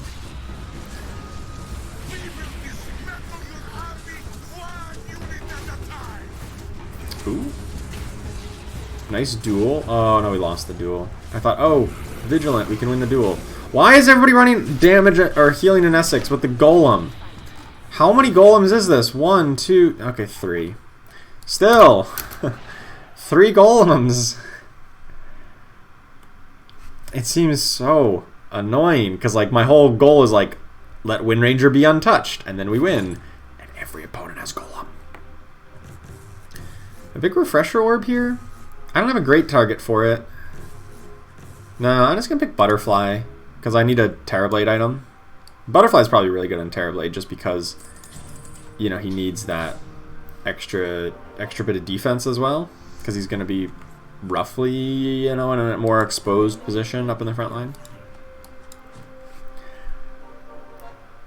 Refresh Orb could have been good if we do get it, if we got a 2-star Tide Hunter, but we don't necessarily have that just yet. Thoughts on Diffusal? Sucks. Yeah, it has its place sometimes, but it's one of the worst tier 4 items. I guess that's more of a commentary on how good tier 4 items are, and not so much a commentary on how bad Diffusal is. Like, tier 4 items are great. And Diffusal is just medium. Whereas, like, the rest of the tier 4s are insane. Butterfly, Moonshard, Vladimir's Offering, Refresher Orb are just bonkers. And Diffusal is okay. You know. Beastmaster and Shock. Oh, you're right. Good call, good call. I was looking for that. And I totally forgot I was looking for it. They put Diffusal on tier 3. I think I'd be fine with that. I think it would definitely be fine if they put that on tier 3.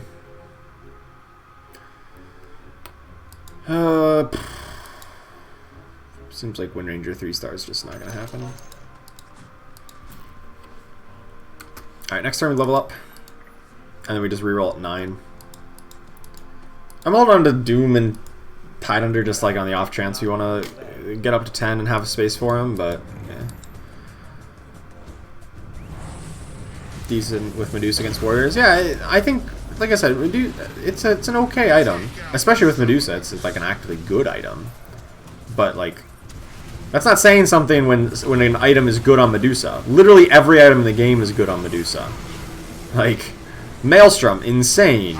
Butterfly, insane. Any damage item, any attack speed item, any Eye of Skadi item, any on-hit item. Like, they're all insane on Medusa. So, like, the fact that it's good on her, like, it's problematic because, like, there's so many other things that are better on Medusa.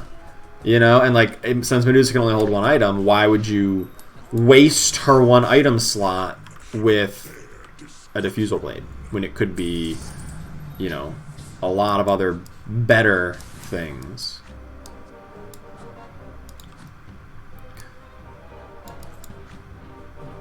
So I don't know. I think it's I actually don't even want Doom. I'd want Tideunder if I got to level up again. Yeah, that's kind of where I'm at with it. It's not that the item is bad. It's that there are better tier 4 items. If I had to choose between Diffusal and like a tier 3 item that like sucks because you know you just have that one, then there's a lot of times I'd pick Diffusal over a lot of the tier 3s. But not a lot. Oh, my opponent's about to golem me. Oh my god, I can't deal any damage to them. Holy crap, I took 20. I just got to 6 hunters. Oh boy. Okay, I need a Cadence Blade and a Medusa like last turn. That did not go well. I got demolished there. Alright, we just gotta start rerolling because like we literally could get eliminated again if we face that opponent. There's the 3-star Terrorblade. We got there. And Mirana, 1 reroll. That's all it takes. That is all it... Oh my gosh! That is all it takes. Look at all these upgrades we just got. We just got 4 upgrades in 1 turn. I will take it. I will absolutely take that.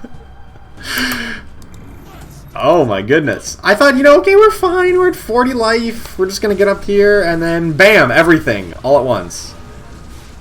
We'll take it. Did they get rid of Clockwork? Yes, so they're every like season, however long their seasons are going to be, probably about 3 months-ish, they're going to have a hero rotation. So they're going to rotate out some subset of the units. And in this rotation of Season 1, they took out the Scrappies, the Inventors, as well as Kunkka and Enchantress, who are none of the above, but, you know, we're still counted. Oh my god, we got a Cadence Blade. That's going to help a lot.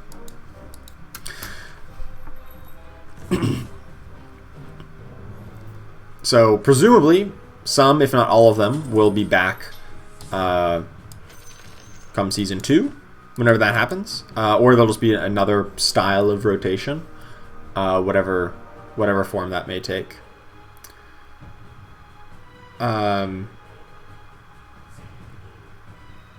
removed is like a harsh word. I mean, it's true, they are not in the game right now, but it's like they will likely come back at some point, relatively soon.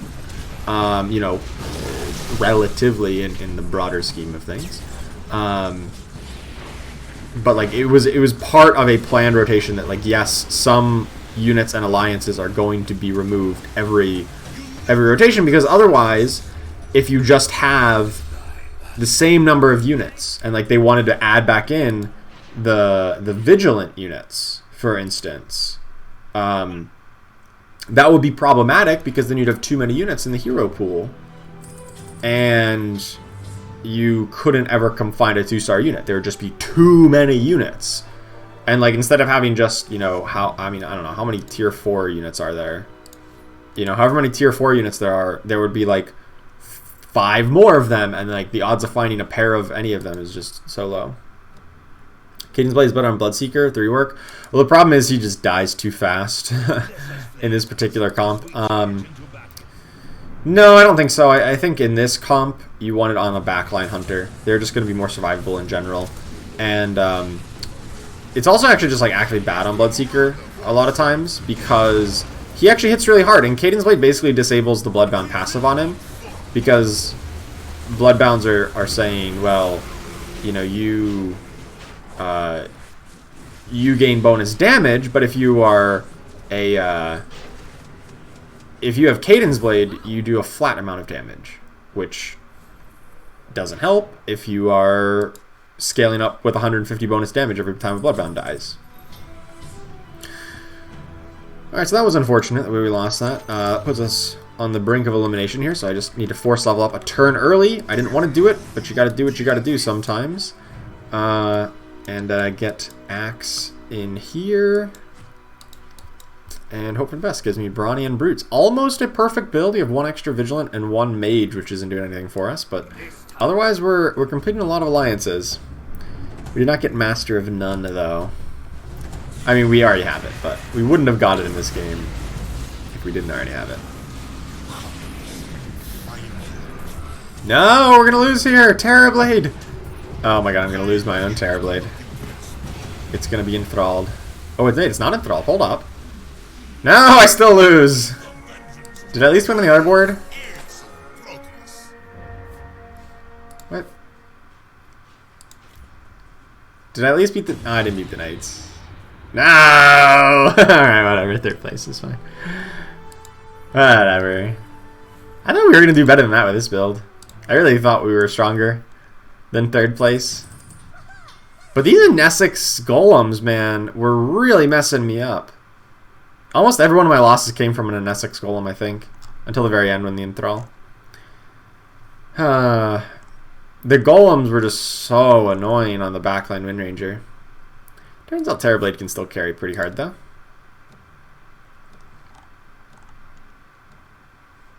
Oh, that's a thing. Wait. Oh, that's a Nesix action. Dang it. I'm like, oh, combine a 3-star demon. I just did that.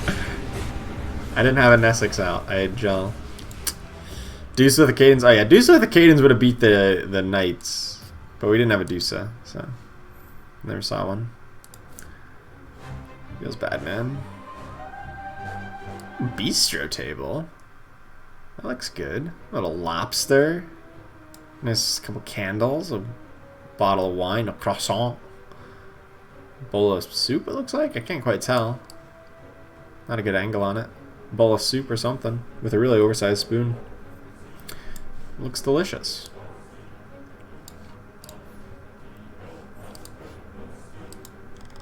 Oh, I thought I completed challenges there. I guess not.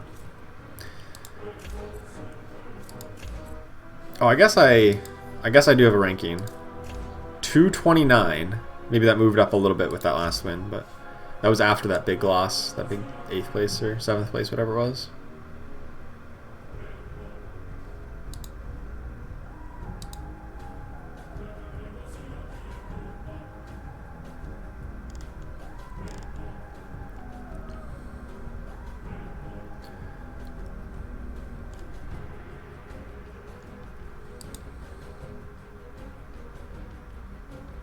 Make a video guide for decorating the board. The thing is, I don't actually decorate my board. My loadout is like super basic. I'm literally using the old Streets of Whitespire with 0 board props. I literally am using the same UI that existed before season 1. So I don't know if I'm the best person to make that video. I don't know if I'm the best one to do that.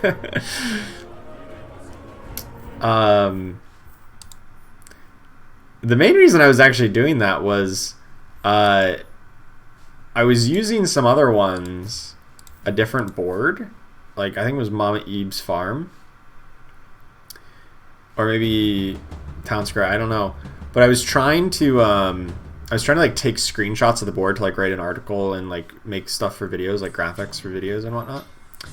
And the board was like not clear. Like, there was like this big tree in this upper left hand corner that like I literally could not see. There's a unit in this square, you know, A8. A unit in this square that I just could not see because it was obscured by the board.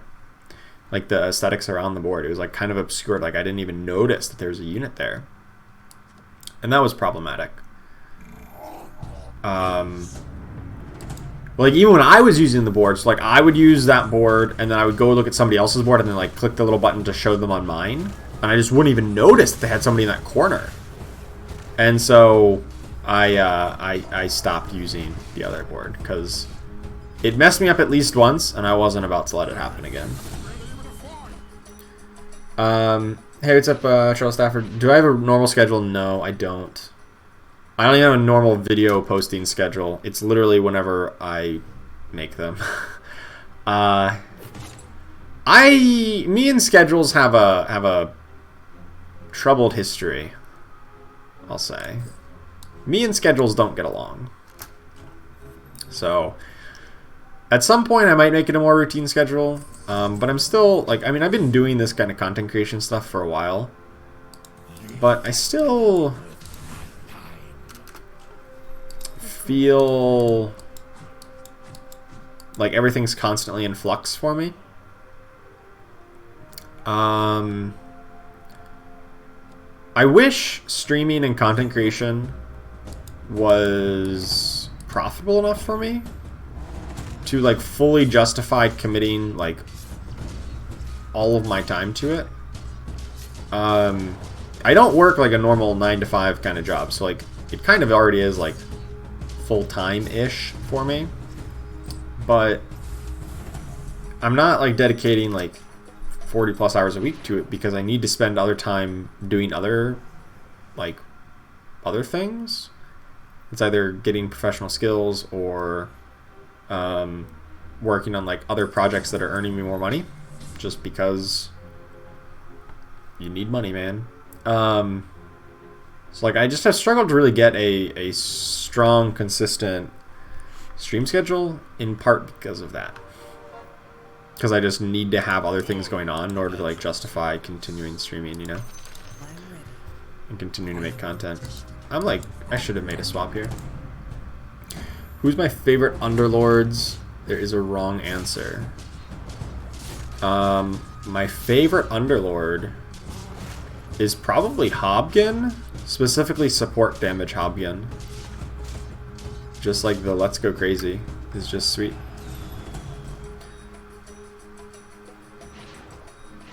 It'd be funny if I did make that video about decorating board.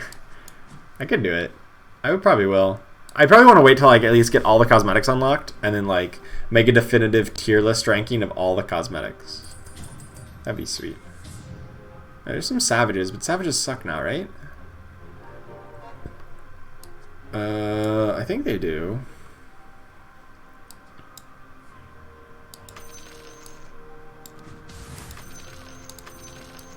And then they're just gonna sell to get up interest. And then I don't know what I'm doing. Why do I have Warlock back here? Oh my god, I'm so bad at this game. Oh my goodness, what am I doing with myself? Oh. Bailed out! I am so bad at this game. The game's like, oh my god, you're terrible. Here, just take a 2-star Bloodseeker. Just take it. Just go win with it. Stop being an idiot. And I said, thanks, game. I needed that. I needed the game to tell me to stop being an idiot. I appreciate that. And I got an armlet? Armlet's pretty good on Bloodseeker. Take it. 4 Savage Warriors, that was good. That's cool. Yeah, they sound reasonable. I mean, I feel like I'm just gonna go back into like my 4 Brutes strat that worked so well earlier.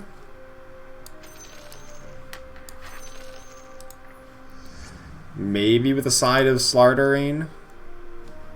Or Legion Commanderain. I don't know. I don't actually really want Slardar. And I kind of want Pudge, just because Heartless.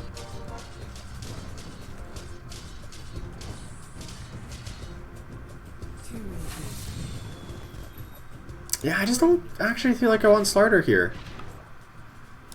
I'd rather just play more Bloodbounds, I think. I think so. Sorry, Slardar. If I was going more Warriors and Savages, I would have picked them up, but like, the Bloodseeker tipped my hand here. 6 Savages still work, like the old 4 Savages? Yes. Yeah, 6 Savages still works really strong, but it just is really hard to get online. Hey, what's up, Martine? Good evening. Glad you got to catch the stream. Well, I'm glad you can be here to catch the stream. Welcome. It's a late stream for me, so this is not my normal time. Not that I have a normal time, but this is a little later than normal. So I don't know how late I'll go, but, you know, so glad to have you here. Probably at least a couple more games in. Oh my god, my opponent has a 2-star Beastmaster and a 1-star Beastmaster. That's a bit of a problem, I'd say. Bloodseeker's just gonna kill them all.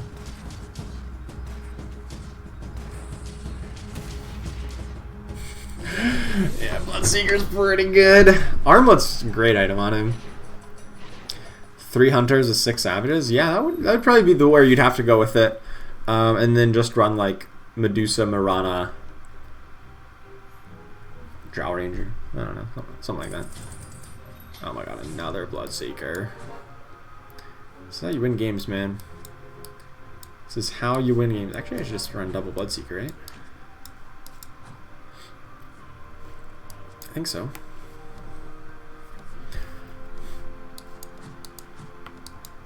If I had gotten like more knights with Bloodbound, we could have done that, but oh, I thought this was actual in Essex for a second. I'm like, how do they have an Underlord already?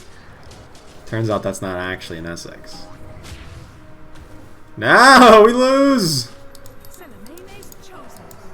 Okay, my opponent has like every counter to Bloodseeker. My opponent had Slardar with his Crows of Haze beats it, Tusk Punch, Shadow Demon, Demonic Purge, and Target Buddy. They just had everything to kill the Bloodseeker. Boom. Easy. Easy game. I'm actually gonna put in Legion Commander, I think. I don't know if I got into that interest. I mean, I kind of wanted Pudge, but like, I can pass on him if it means more interest. I don't know if I got it out in time. I hope I solved it in time. Legion Commander is definitely not going to cast her duel this fight. My Bloodseeker's going to kill everything before she can get a duel off. Feels bad, man. Oh no, she lost the duel! Oh my goodness, she lost the duel. Oh, jeez. She did cast her duel and then lost. Garbage here. Oh man. Crystallis is fine, but we can do better. Stonehull Pike, that's better. That's much better. Much better. I think I must have got full interest then, because I got 10 gold. Okay, I must have. I must have got that on time. Nice. Can they just remove Bloodseeker? No, Bloodseeker is fine. I mean, he's a little strong. Like, I think he needs like not heal quite as much, and like maybe they can tone down Bloodbound by like dropping its bonus damage a little bit. But like, Bloodseeker is not a problem. Oh my god. I mean, he's a problem because of balance state, not because of design-wise. You would only remove units from the game, in my opinion, because of design-wise. Like, design problems. I think Bloodseeker is a perfectly well designed unit. He's just too strong at the moment, you know, and that's a separate issue. Go Void, maybe. Void's kind of funny with Bloodseeker because he attacks so fast. So I could see it. My Legion Commander is just feeding duels to opponents. Support Hovgen or Damage in Essex. I actually kind of like Damage in Essex a lot with Legion Commander A, because you know you get the demon. Well, assuming we get a demon in here, like the Shadow Demon.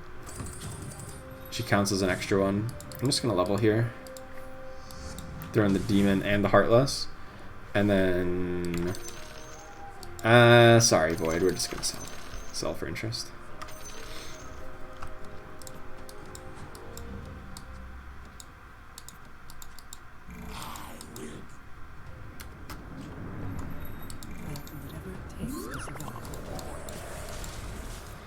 I think Void goes a lot better in like in Assassins or Hunters more so than Bloodbounds. Just because those, like, this build just needs Bloodbounds to win the game. Like, I feel like you just do more damage if instead of running 3 Voids, you just ran 3 more Bloodbounds, like 3 more Warlocks and Ogres. I feel like you would just do more damage that way. Whereas like Hunters, like, and Assassins can more easily fit it in. And so they don't need it as much.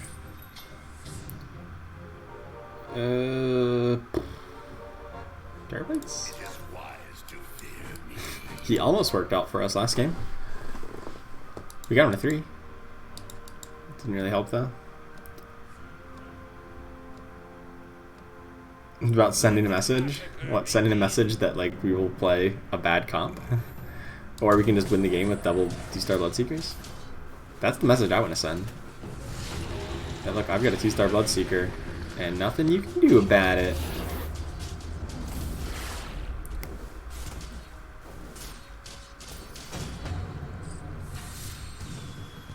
Hope we get a 3-star one.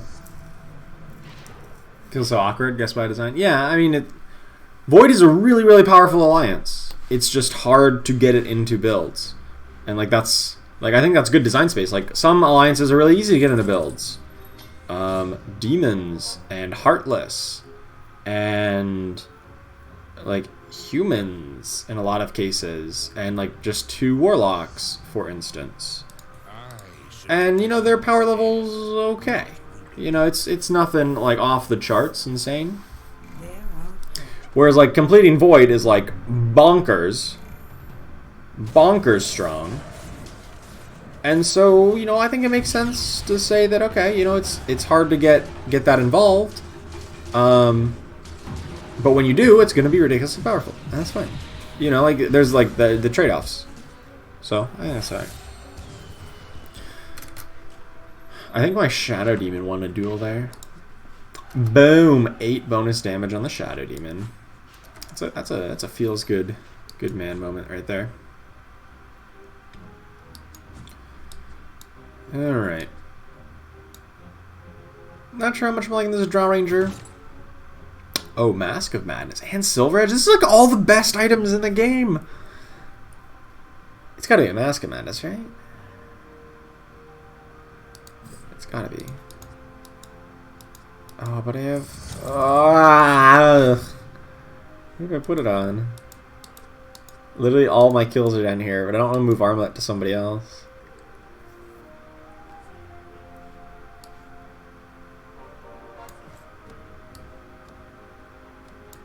God, this is bad. It's time for glory. I have like 3 items I want on Bloodseekers. I guess I can just get another 1-star Bloodseeker, right? And so I can use them all. But when I get them up to 3-star, then I just, oh no, that's bad. Okay, so what we need is a Life Stealer. That's what we need. Life Stealer. So that he can hold one of these items. I probably should just pick Silver Edge. Silver Edge would be much easier to incorporate into this build. But, like, Mask of Madness might be stronger, but Silver Edge might have been stronger here. Cap on Shadow Demon, Mask of Madness on Drow. does no damage. I guess if he just dies, that's fine. I guess I could see this. Yeah, maybe that's fine.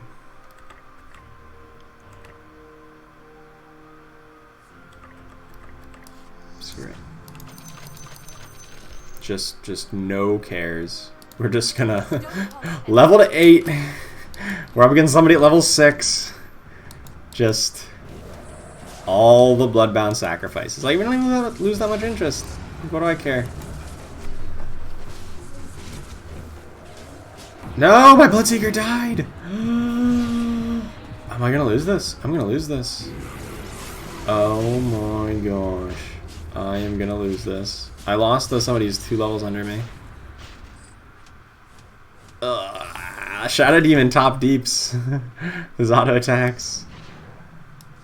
Yeah. Probably makes sense to move him into a sacrifice spot. Leave Ogre as a carry in the back line.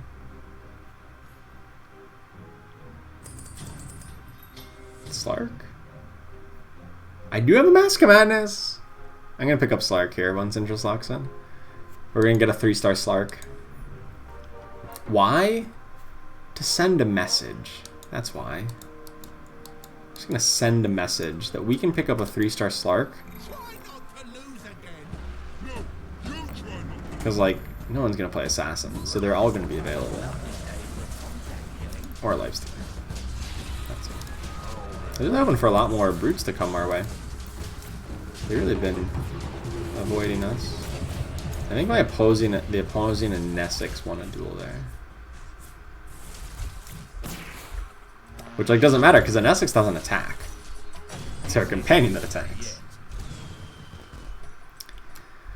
But I think their Nesix won a duel.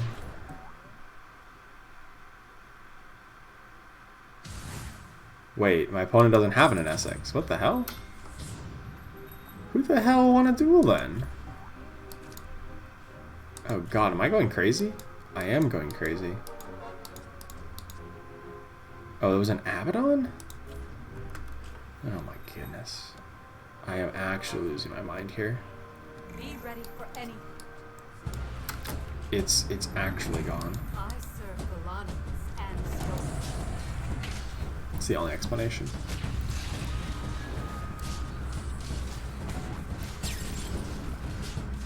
Having a 1-star Urge Magi is really frustrating. 1-star Urge Magi is not good at the moment.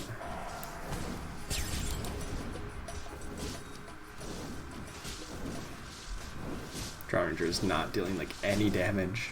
Holy cow, Drow Ranger deals no damage to a Juggernaut who's somehow had 15 armor? Why do you have 15 armor? Why is my opponent running 6 warriors? Oh my goodness. Ever since I'm up 8, it's just been all downhill since then. Maelstrom's fine, but this is a turn where we can get a tier 4 item, so we gotta reroll. I didn't get a tier 4 item. I demand a refund. Ugh. Battle Fury. Yikes. Oh, we have an Axe and a Doom? Hello?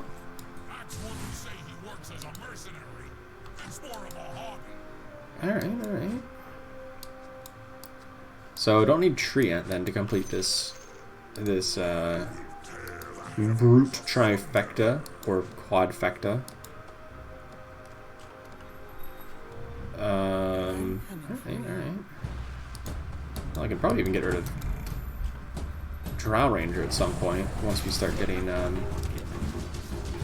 better Heartless like Necrophos. We're gonna move the Mask Madness over to a Lifestealer. Axe, dunk on him! Dunk on him! Dang it, we didn't dunk on him.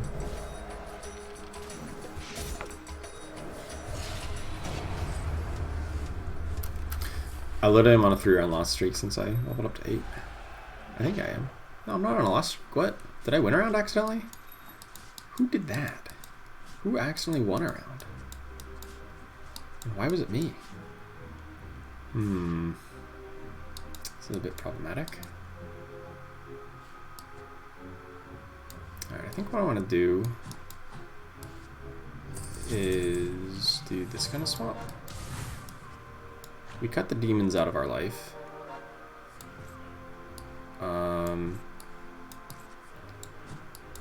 But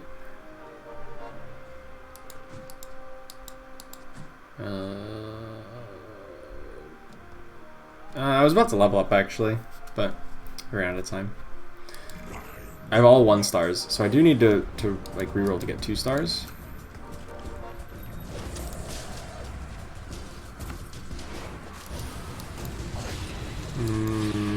I don't think Shadow Demon's where I want to be though with that. He does have 8 dual damage though, which is kind of nice. But I think there's better Heartless in late game. In fact, I know there are. Axe. Oh my god, he has no HP left. Now I'm on a losing streak. There we go.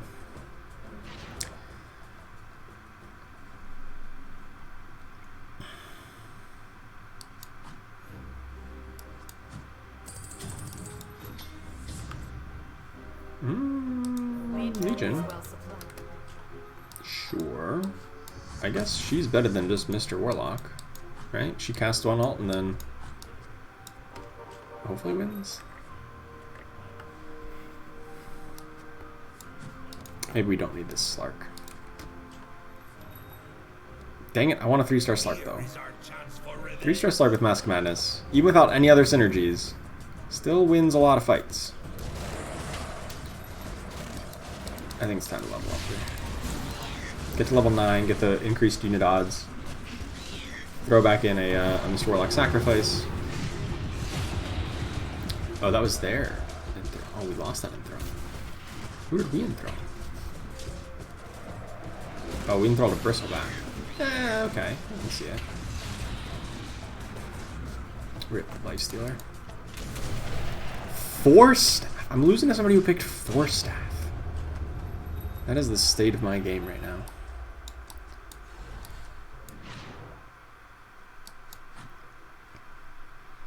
Losing to a 4 staff.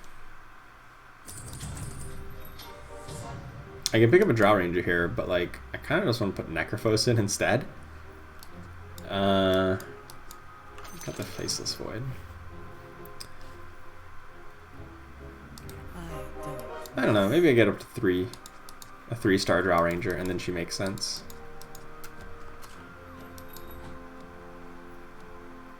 Let's try this again. From the Tablelands, Oh, Slark. Slark and Disruptor. These could be things I go for. I feel like Slark is a good pick. I really do. I think he sounds like a great option.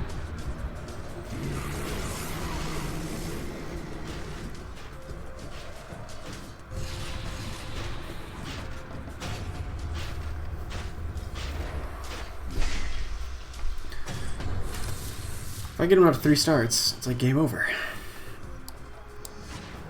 I think he holds Mask of Madness really well. Refresh Orb doesn't really help me. Butterfly could be okay. I can do better. Vlad's Offering. That was the real prize there. That was really what we were looking for. When I said we could do better, I literally meant we could get Vlad's Offering.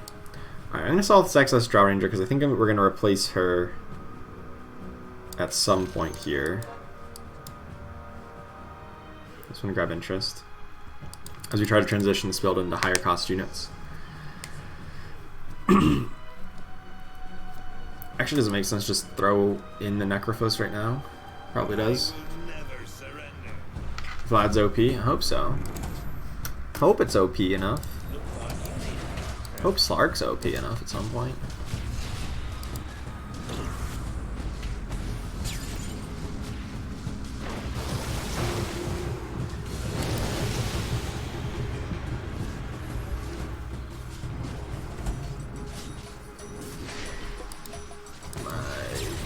Bloodseeker's about to die. Oh no, he didn't die. That's nice. He almost died, but he didn't. I guess that's kind of like the story of every Bloodseeker game, right? Bloodseeker almost died, but then he didn't, and he won the fight instead. He healed up to full and ran over the opponents.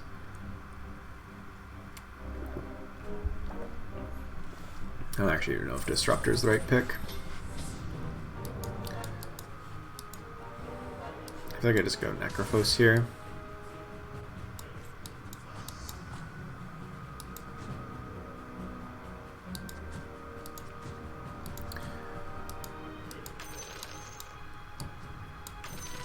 See that get up to 30 gold? Wasting gold to Slark? Nah. We're not wasting any gold. We're gonna get a 3-star Slark, and he's gonna win the game for us. Have you no faith in the 3-star Slark?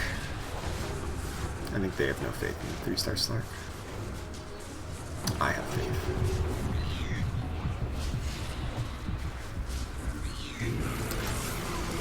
Especially because this Lifestealer ain't doing shit with his Mask of Madness.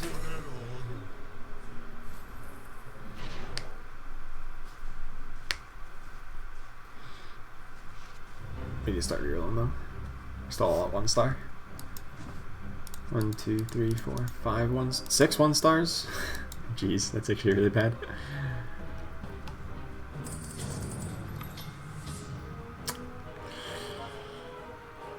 Nah, I don't want Disruptors, screw it.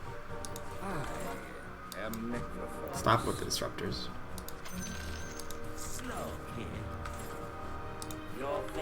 There you go. There we go. Perfect.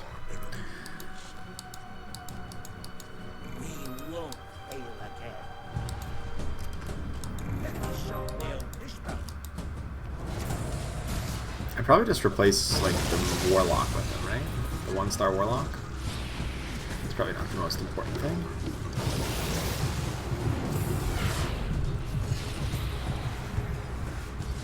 Oh my god, Doom!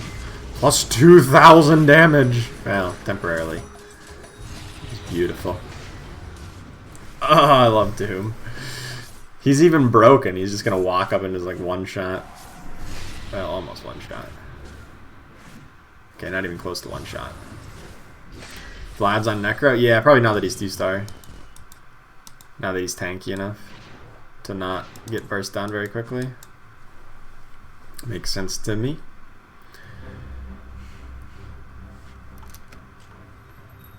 Nah, I guess I don't want to replace the Mr. Warlock.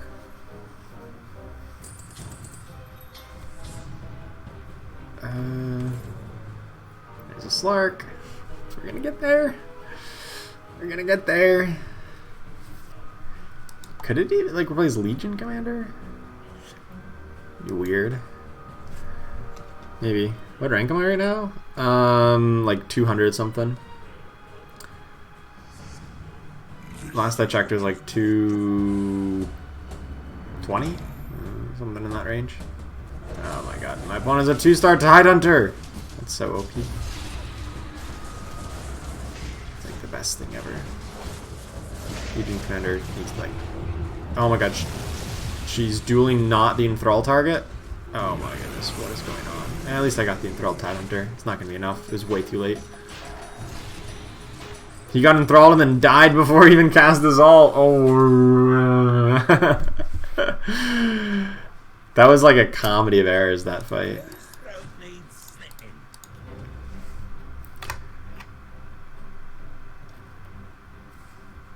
His sword is longer than Lifestealer? It is, right?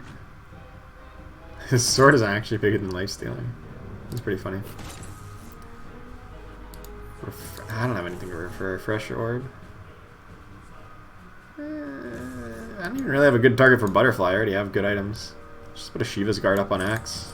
Plus 10 armor. Oh my god, we got a 2-star ogre. Imagine that. Imagine that.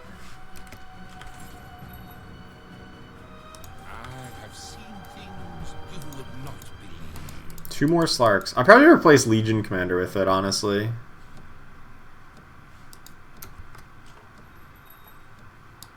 I think that makes the most sense. I think with a little bit of luck we can get it next turn. A little bit of luck. And all of our rerolls, of course. But no one knows I'm going for this because it's hidden way over here on the scoreboard and no one else has picked up Slarks to try to deny me. Yeah, Legion Commander does get some fights off, but meh. Now we got a 2-star ogre. He's like not a sacrifice anymore. Now he's like a carry. Oh my god, I lost? Dang, Mirana. Yeah, it's a free reroll. See him losing after getting 1 Slark away. That's probably what's gonna happen. That's the more likely scenario.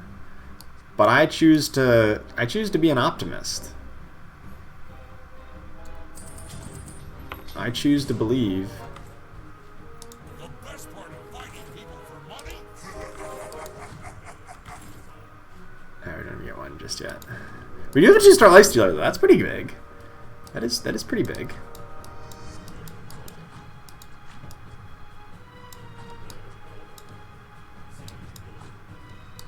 Move Axe forward a little bit. Hopefully hit more people with his ult. Not his ult, but his Shiva's guard. Oh my god, that hit that like whole team. 2,300 damage with Shiva's guard, I'll take it. Slows their attack speed at the start of the fight.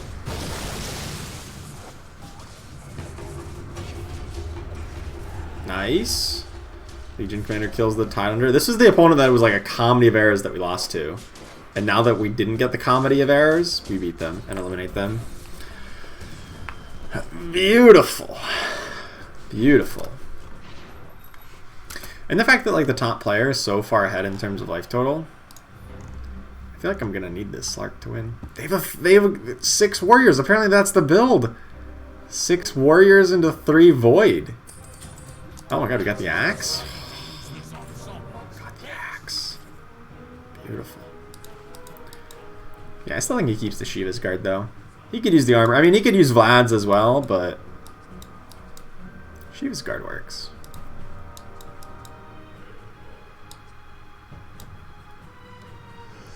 No, actually, he should probably get the Vlad's. I should probably make that swap. Because he's going to be closer to the Bloodseekers in the backline. 6 warriors? I mean, just 9 units. 6 warriors plus 3 void. That's 9 units. They even have a 10th unit available as well, so they even have bonus space.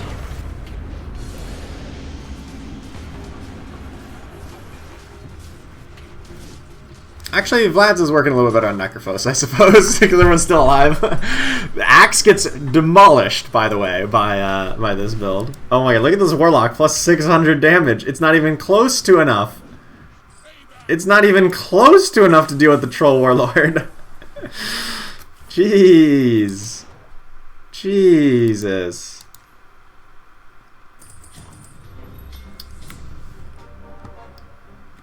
Slark? Where are you, Slark? Finding all the axes now. That's not what I need.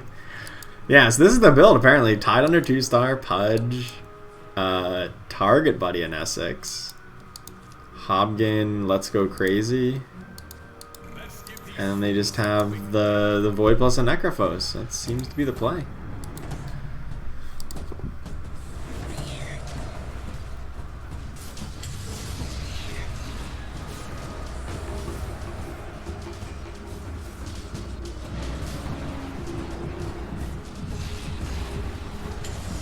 I think we can beat everybody else. I don't know if we can beat them, though. If we get a Slark, though, they probably can't deal with Slark. They probably can't deal with Slark. Yeah, the Void just demolishes my team. My team is built around Axe just being unkillable. And turns out he's very killable. In certain circumstances. Radiance, though. That's also very good on Axe. No, I don't... I have better items on Axe. I'm just going to take a Horn of the Alpha. Just like drop that in the back line somewhere. Come on, give me Slark. There's 1 Slark. Alright, we're almost there. This took us a while. Radiance on Axe. It would be good, but like I think I just want a bit more survivability for him because like this armor basically multiplies his already insane life total. And so I think I just want to double down on that effectiveness, and then like nobody else really holds Radiance well. One of the Alpha's worse than Radiance, but yeah, not by so much that I'm like devastated by it, you know. There's one has a Cadence Blade Medusa too. That's a Moonshard Medusa too, actually. Even better. Alright, we're dead. We're dead. One thing I don't like is how many things pop up when the game's over. Like, your XP pops up, your placement with this pops up. If you unlock like a new reward, the new reward thing pops up.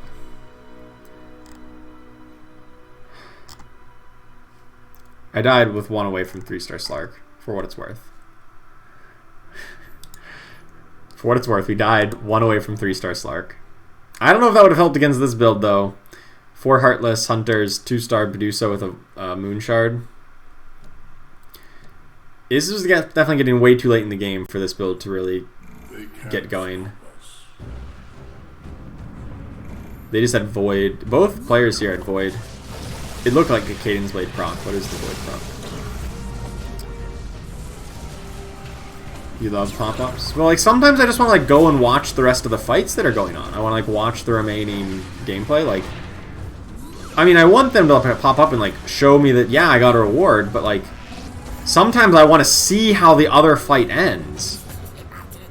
And I'm like, can you hold on for a second? And I got to click through, like, a bunch of things and then finally get back to it, you know? I think they should just be a little bit less intrusive, or, like, off to the side in some sense. I don't know. It's weird because on the other hand, I think that some of it's not enough of a visual flair. Actually kind of want to watch the end of this fight. See how this warrior build does. In some sense, I think it's like even not enough visual flair. Where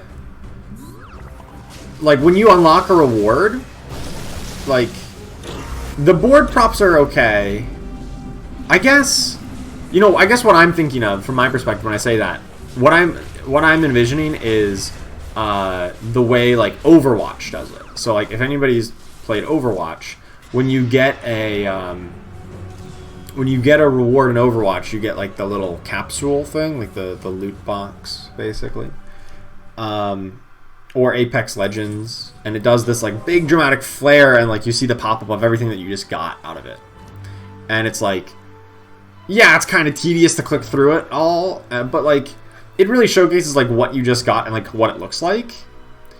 And like sometimes I feel that in Underlords it's kind of like a, oh, I unlocked something? What? Or like I just want to click through it so fast that like I don't care. I don't know. It's not really a fully fleshed out idea, it's just like a vague like thought that I had on it.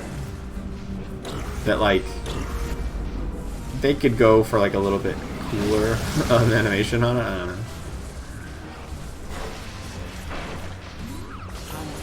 Do the pop-ups when you go back to the home screen? Maybe. I don't know, I'm not even sure. Now that I'm like saying that out loud, maybe that's not actually what I mean to say. This warrior build got demolished by hunters, but you know, hunter voids. That's the build. 3 hunters, 3 voids, 4 vigilant. That's the build right here. 4 heartless, Pudge, Drow, Abaddon, Lich, but that could be, you know, any other heartless until you find a Lich. That is the build right there. I'll tell you what. Runs 4 hunters, you know, Mirana, Drow, Wind Ranger into Medusa, but I like that build a lot. That build looks so good. Yeah, 2-star Medusa is strong, but like even without it, like Mirana's strong. We know how good like Heartless and Hunters can be for most of the game. Void fits in so well with it.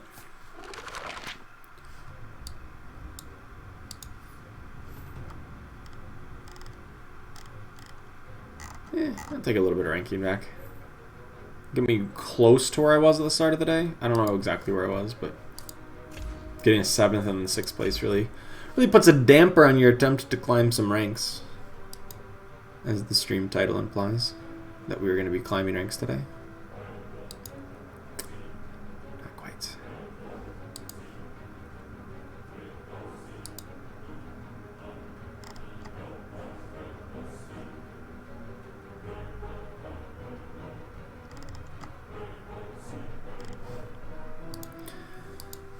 Kind of back to where we started though. What I think of Vigilant? I think Vigilant's a really strong alliance after they gave it the plus 50% bonus damage when it hits. And reap death. I don't want to play any of these guys. I think it's a really strong alliance. I think it's one of those alliances that is so seamlessly integrated into the composition that it's in that it doesn't make sense to talk about it with, like, other than in the context of like hunters, right? Like Vigilance Hunters, like, is just like it's like you have to put them together. You have to talk about them in the same sentence because they are just the same kind of composition. It's just like mages and humans. Like, I guess mages and humans even have been a little bit like diversified since then, but like for a long time, when we had Lena and Crystal Maiden and Keeper of the Light, it was just all mages and humans. Now you can play mages without humans, but it's that kind of idea that like Hunters and Vigilant are so closely intertwined. Or it's that kind of like Scrappy and Inventors were. Like if you're playing Scrappies, you're playing Inventors, right? It's just a matter of how many. So like they were kind of a paired discussion. I'm thinking, okay, seems good. So in that sense, I mean, Hunters and Vigilant, the combination of the two, Wind Ranger, Drow Ranger, Marana, are very strong units. So is Templar Assassin into Void builds, like we just saw there. So, yeah, I think they're good. I think that's like the level of hard-hitting analysis I can give you. I think they're good. I don't know what you want more than that. I'm literally just gonna sell this chaos thing. Seems good. Report him. What did I sell for this pair of sliders? I know I missed a Veno.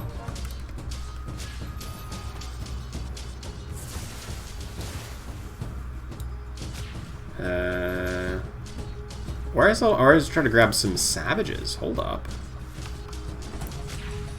Hold up now.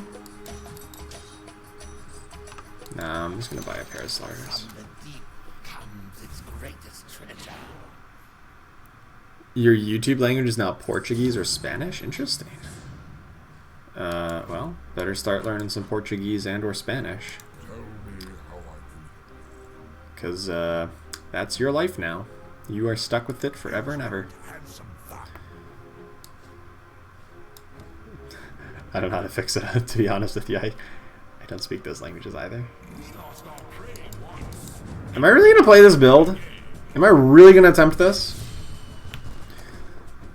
Or am I just going to try to play like that Void Hunter comp that won last game? Because apparently that was good.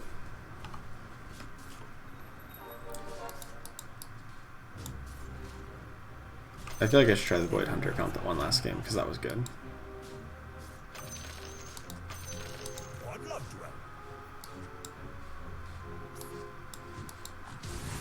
I feel like I should do that. What do you think of Bristle? Bristleback's really good.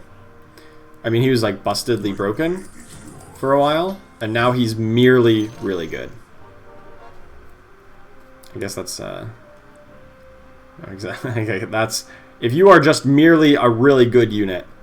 The problem is Savages obviously got nerfed a lot. That being said, Bristle is still a very strong early game unit. He is probably one of the best standalone early game units, other than like Bloodseeker. In terms of like his own impact for a single solitary unit, he is among the best of the tier 1 unit or the early game units. Stealing other people's builds? Hell yeah. Hell yeah. That's how you learn in this game. You see somebody win with something, and then you try it for yourself, and then you fail with it, and you'll be like, garbage, they got lucky. And then you complain about whoever you just lost to, and you try their build, and it's a vicious cycle. But it's great. Yeah, I'll take a pike. Ogres. Hello. I feel like I do without starters. It's gonna sell for interest here.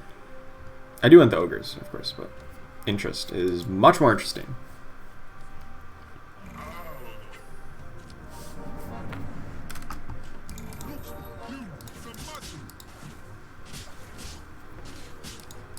Three warriors for them, but Razor should pretty much crush him.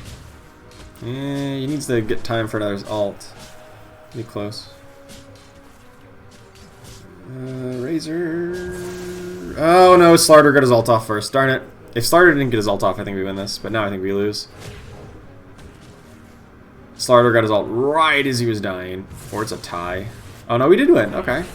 Nice. 69 life left on Razor. That's pretty nice.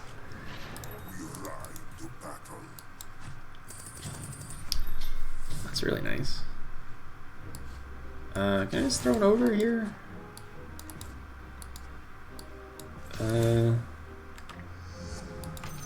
Let's do this. Seems fine by me. Heartless Vigilant is so bonkers. It is pretty good. When you're all about focus firing, turns out focus firing on weak armored targets is a good option. So yeah, that seems good.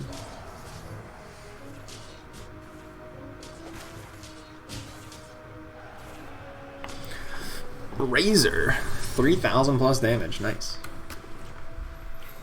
Well, not quite as nice. Not quite as nice as 69 life remaining. But up there.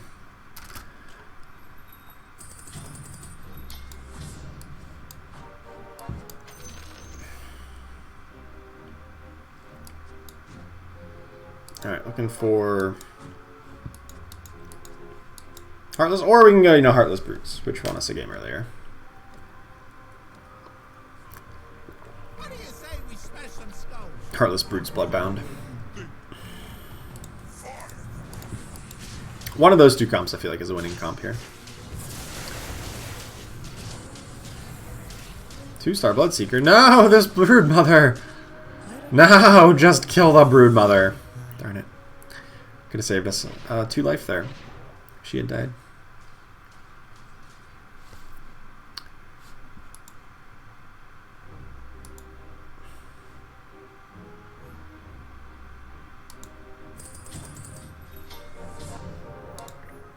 I think I'm just supposed to level. Throw another Bloodbound in. So off these Chaos Knights, who don't really seem to be what we want. I will pick up the Pudge, but I'll wait till Interest locks in, and then I'll spy a Bloodseeker. After Interest, of course. It's time to consult the Black Grimoire. Let's get to work.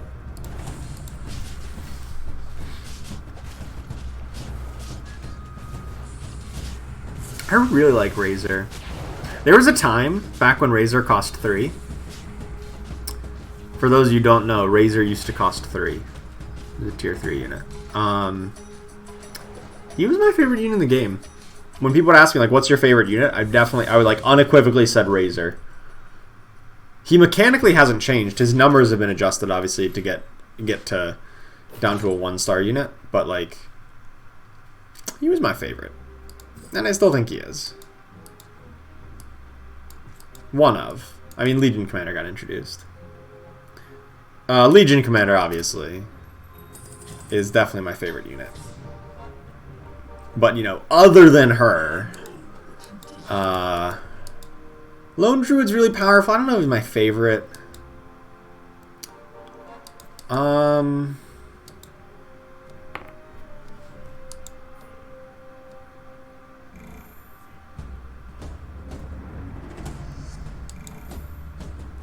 do I like?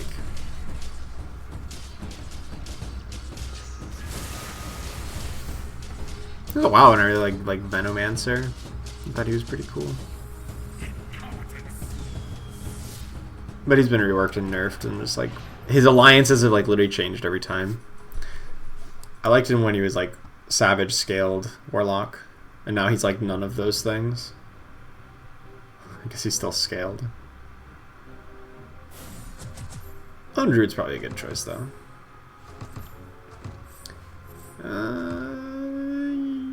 Yeah, I'll take support Hobgen here. You got to look at somebody who wants to win. Who doesn't like support Hobgen? I am warning Oh, there's a Doom. Okay. My power is yours. I don't know how Doom gets in here. If he gets in here. Oh, wait, why am I not using that? Holy cow, why am I running Drow Ranger at this point? Why did nobody tell me to stop running Drow Ranger? Oh my goodness. Yeah, I feel like we're running Brutes Bloodbound here rather than Knights are so vindictive. than You're going to wish you never showed up in the Vigilant build. You play Auto Chess? Yes, I played Auto Chess since like the very first day. Okay, maybe not the first day, but like the first week that Auto Chess got released, I started playing it. Haven't stopped playing Auto Battlers since.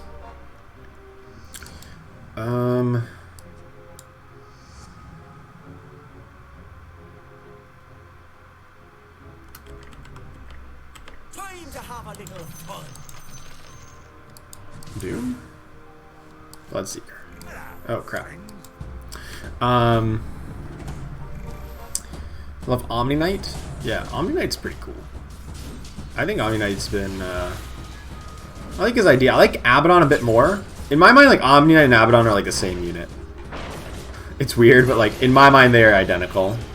And like well, because like they're both 3-cost knights that are tanky and have an AoE healing and damage dealing spell. So like they're the same unit in my mind.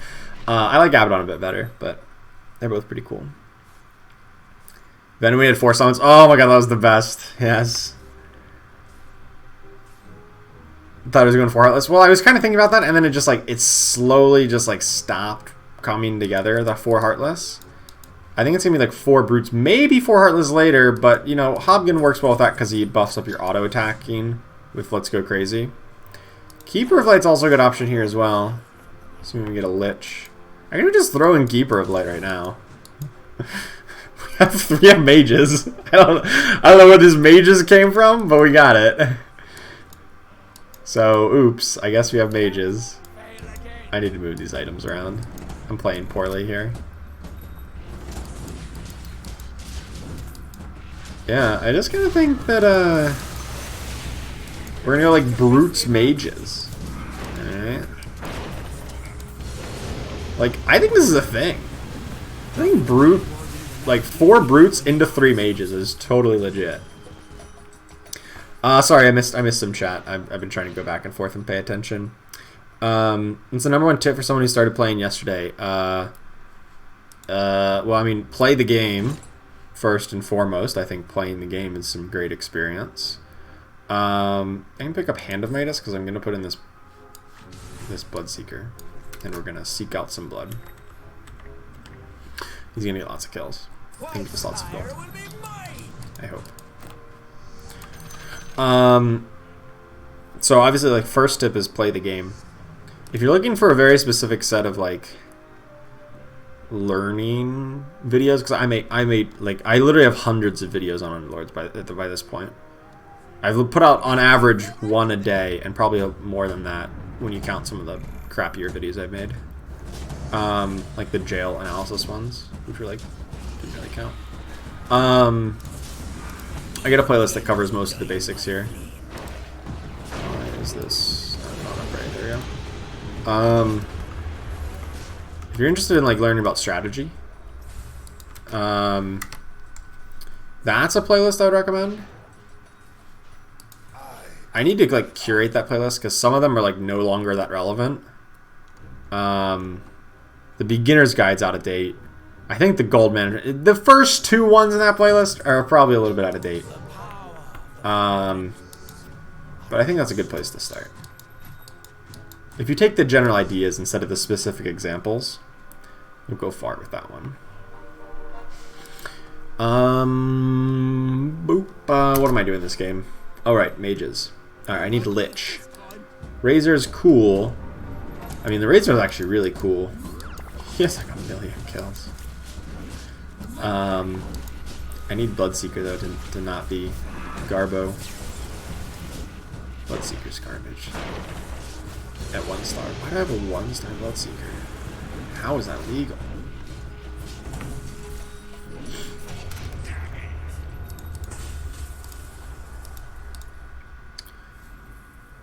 Very overwhelming lost turn. I agree. I agree. That's why I said play the game first. Just play the game and just do things in the game. And then start thinking about the strategy and trying to learn it and get better later. Like, literally just play the game first. That's probably the most important thing. Is getting your bearings of actually in the game. Alright, I need to get 2 more brutes in here. Druids. Doom. Probably not gonna play Legion Commander, let's be real. And then eventually we get like Lich in over the Pudge. Oh my goodness. Shadow Fiend do more damage? Yes. Yeah, so if you look at the unit here, you see it says damage type magical for this ability. So that means this ability deals magic damage and therefore is amplified by the mage bonus. So you can just look at the rule. I mean, all of these units have magical damage on their ability. Well, Nether Toxin is actually pure damage. Really? When did that happen? When did Nether Toxin become pure damage? I thought that was always magical damage. Somebody pulled a fast one on me. And by somebody, I mean the developers. Because I thought that dealt... I didn't think that dealt that kind of damage.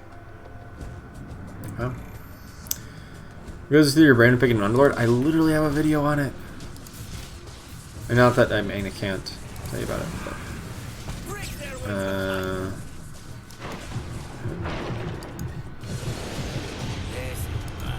am I literally gonna like just lose this game? Okay, next turn.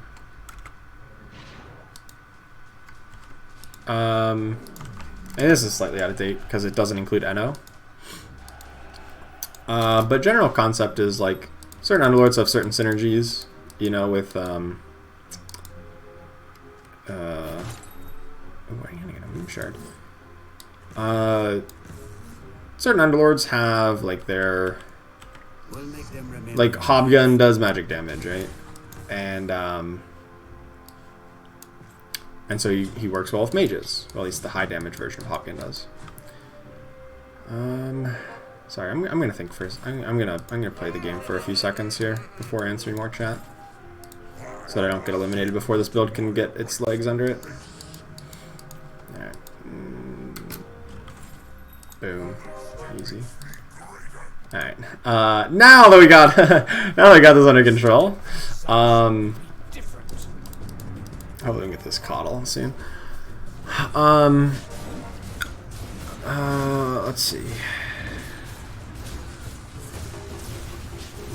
Hey, what's up? I'm not gonna attempt to pronounce your name, but you said hey, what's up? Sorry. What's up? Auto attack? What do you mean auto attack question mark? Oh, his auto attacks, no. Every auto attack, just when they do their normal attacks, from every single unit is always just physical damage. It is reduced by the opponent's armor and just does regular physical damage. Every single auto attack. Whenever demons cast their spell, they get a modification where some of their damage becomes pure damage. So it's not reduced by anything. But that's like the exception rather than the rule. Everything else, no matter if they're a mage, no matter if they're a tank, no matter what they are, they're going to be dealing physical damage when they auto attack. Somebody like Lifestealer also deals like the Feast, which I think is pure damage. They could use some clarity on that regard. But yeah. Even if it looks like a magical hit, it's still dealing physical damage against their armor. 2 pudges that keep grabbing the coddle. Is there? That's the problem with not paying attention to the game. Is that you don't notice these kinds of things. There are 2. There's oh god, there's a lot more than 2 pudges. Okay. Easy swap. So whenever there's a pudge, just to get into like the new player explaining mode. Pudge is this guy, and he does a meat hook. And some abilities are randomly targeted. Some abilities are very specifically targeted. Pudge launches towards the furthest enemy. So if whoever you're positioning in the corner is probably going to be the one hooked up by the opposing Fudge. So you want to put somebody... Keeper of Light, the Coddle, is so important to keep alive. He's so strong if he stays alive. He has a massively damaged ult. Like, boom! Just instantly top DPS once he casts that. But if you got Pudge hooked, you wouldn't get a chance to cast that. So you want to put somebody a little bit less valuable like Razor, who's still pretty valuable, but Razor's also a little bit more resilient. Actually, he's really not. But he's, you know, he has an instant cast ability. And so you're kind of okay if he gets hooked in and then just dies, because, well, he already is going to do his work then.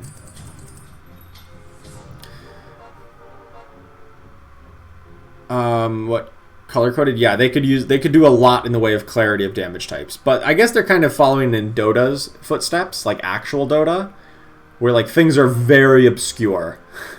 And like weird interactions are like happening for one time kind of things that like, why would that work? And it just, because they say so. Because that's how it is. Don't question it.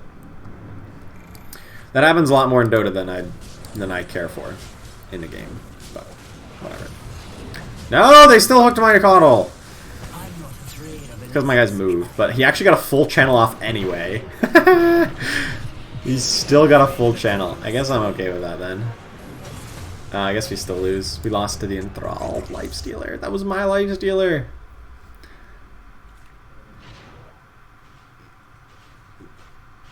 Anything about corners? Well, then you should watch in that playlist I linked up above. There is a positioning guide, a two-part series, because there's a lot to talk about in terms of positioning. It talks about corners versus middle formations versus front versus back, and all kinds of good stuff. So I would highly recommend checking that out. I guess I get a refresher orb for Coddle. I don't like it. In my items video I did the other day, I talked about how I don't like refresher orb on Keeper of the Light. But oh, I like it on Lone Druid though. I actually really like it on Lone Druid. Costs what, 35 to level up? I don't have that kind of money. Not yet. Next turn I will. So we're just going to level up next turn, put in the Lone Druid because we already have the Druid. And hope for the best. We've come better prepared. My bear's more courier. Next turn I'll have the Colt though. Guys like Keeper of the Light are particularly important to be in the corner. Like the actual corner of the board. Or pretty darn close to it. Because his ability casts out in a straight line from him. Straight away. So if he is if he's somewhere in the middle, then there's somebody who could like get on his left or on his right. And if he's up front in the middle, somebody could get behind him. And he could cast in any one of the 4 directions, which is not very helpful when you're trying to hit everybody on the opposing team. So, I just need to level because I'm almost dead here. Get a refresher about a Lone Druid. Oh, actually... There we go, we get an axe. Hope this is a little bit better. Oh. No! No! I didn't get my guy in! I just spent all my gold, I didn't even put a guy in! Oh, I got her so dead here. Are we though? Are we gonna win this? I think we're gonna win this. Okay, we actually win this. Never mind. I don't need to pull my hair out just yet. We actually won. Orb 100 isn't. It is still very, very good. I mean, yeah, it's not as good, but like, it's still really freaking good. I don't even know if I want this Bloodseeker. I feel like I would just be better off just picking up like a Medusa to apply this Desolator to everybody. She's no synergy with my comp, but I don't think you really need to have synergy. And of course, if we can get a second Coddle, that would be fine too.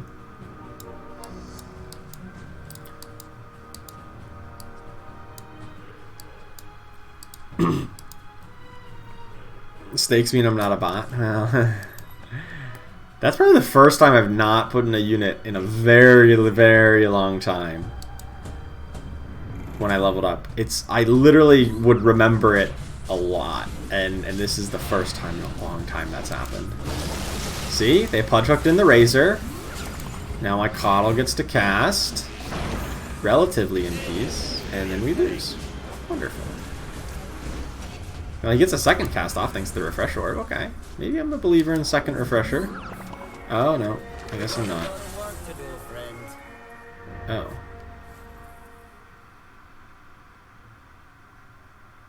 Oh. We literally just beat the first place player by 20 plus damage last turn. We get eliminated. Huh. That was a big what moment. Opponent has so low life on everybody on their board too. They were running the Heartless Hunter comp that I tried to run. Didn't work. Heartless Hunter's pretty popular. Well, see, this is why. I guess 2, 3, 4, 5 people running it. Okay, yeah, fair, fair. I guess it is pretty darn strong. Yeah, it happens. Is the cap on Razor for mana? No, the cap on Razor is because Razor actually has really good auto attack. And he's often pretty safe. There's no Razor for me to just like click on, so I gotta find him in the rule book. God, why does it sort it like that? I hate it. So like Razor actually auto attacks pretty quickly. 0.91 means he makes an attack, he makes 0.19 attacks per second. So it's almost 1 per second, which is pretty darn quick. And so the Bloodbound bonus means that he's going to get plus 125 attack damage for every Bloodbound that dies. So he just was going to use that to auto attack very quickly. And so if you have plus 125 attack damage, you're going to make use of that attack more often with a high attack speed unit.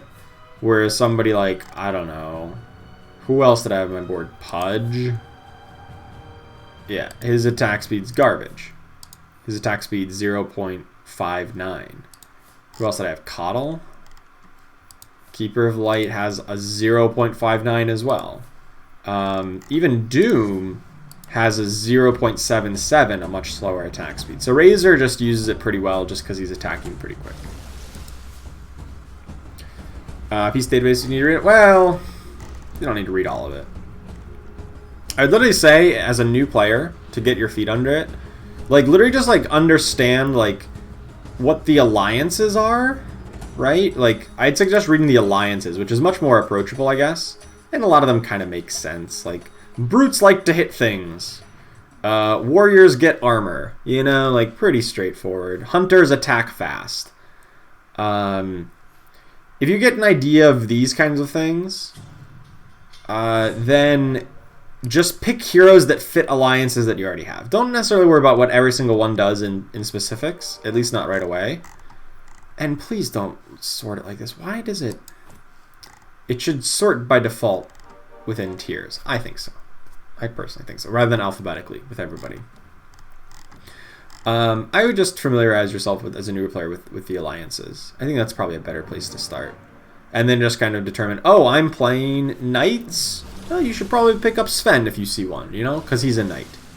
For the most part, units, like, every unit in the game is playable. Okay, except Shadow Shaman.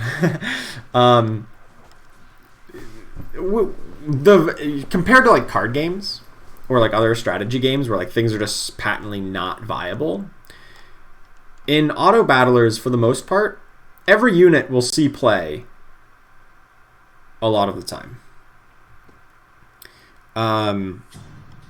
So, like, if you're playing Warriors, you're probably going to play Tiny and Tusk and every other Warrior that you see, you know, for the most part. It's not like some of them are just, like, never going to be played, because oftentimes they're very unique in their alliance combinations. So if you need a Heartless and you need a Warrior, doesn't really matter what Pudge does, you're going to play Pudge, because he has both of those, for instance.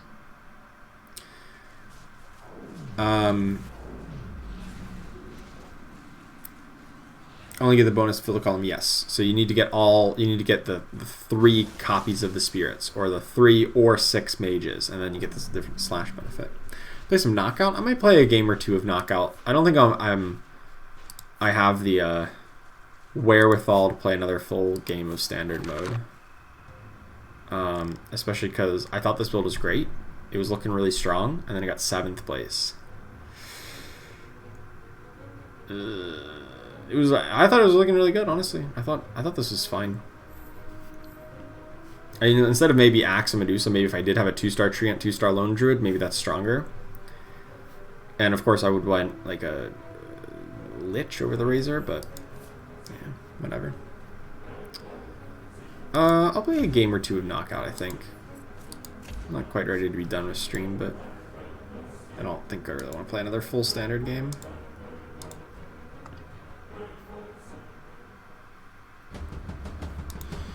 Alright, so Knockout mode's a little bit different for the newer players. Knockout mode's a quicker game mode, so normal games take like 30 minutes plus. Oh my god, we can just pick up Hunters and Vigilance. In Knockout mode, you start with a crew of 5 units, kind of randomly assigned from you get some choices, and then it just randomly gives you some units of those types. It's like everyone's going to get a different set of 5 units that they start with. You pick an item. That plays pretty reasonable. And then you fight. 4 losses and you're out. You got 4 hearts. You win around by 1,000,000 damage, or you win by 0. You still are in the same spot. Ooh, hello. Pudge. Don't mind if I do. Let's move this over to Luna, I suppose. And you only need 2 units to upgrade, so that's pretty good. Hunters are never a good start. We got Pudge. And Hunters and Vigilant are just like the best meta thing ever. So Open 4 is not vital. Well, it's not. you have 4 life total, so every round counts.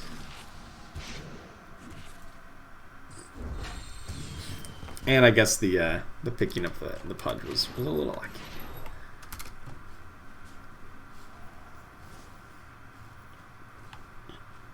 Other than that, you naturally level up every 2 rounds, and you get a lot more gold per turn in Knockout mode, just to facilitate the faster gameplay.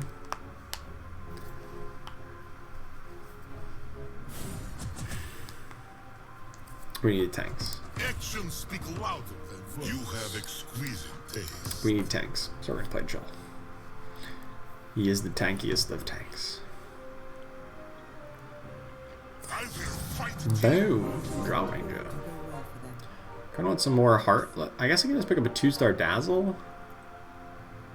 I kind of just want more Heartless, though, if I'm being honest.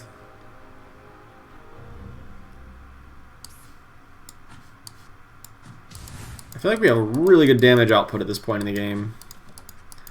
So if I just have tanks up front, we can be carried by the damage dealers. Oh, well, then there's assassins. And then there were assassins. And Pudges. And then my front line looks like an idiot as all my damage dealers get demolished by assassins and Pudge hooks.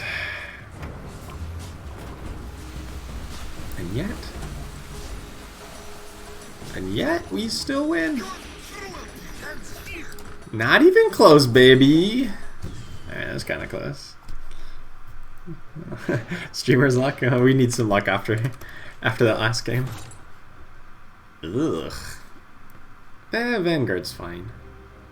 I think Mantle of Flayed Twin is like actively bad. Victory is assured. I don't really want Dazzle.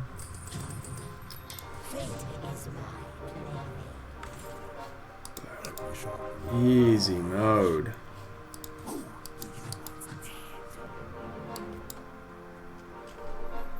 Well, if I didn't have a 2-star, I'd throw in the Nyx Assassin here, just for insects, but I've got 2 stars on everybody. I'm not going to replace the Wind Ranger, because I would lose Hunters for that.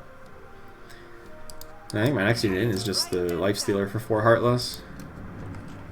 I also had 2 knights randomly. I didn't even notice that, I guess. I was picking up Abaddon because he was a Heartless, not because he was a knight. And then I'm like, oh, I have 2 knights. That's actually really good because Abaddon gets 15% damage reduction then. That is pretty nice.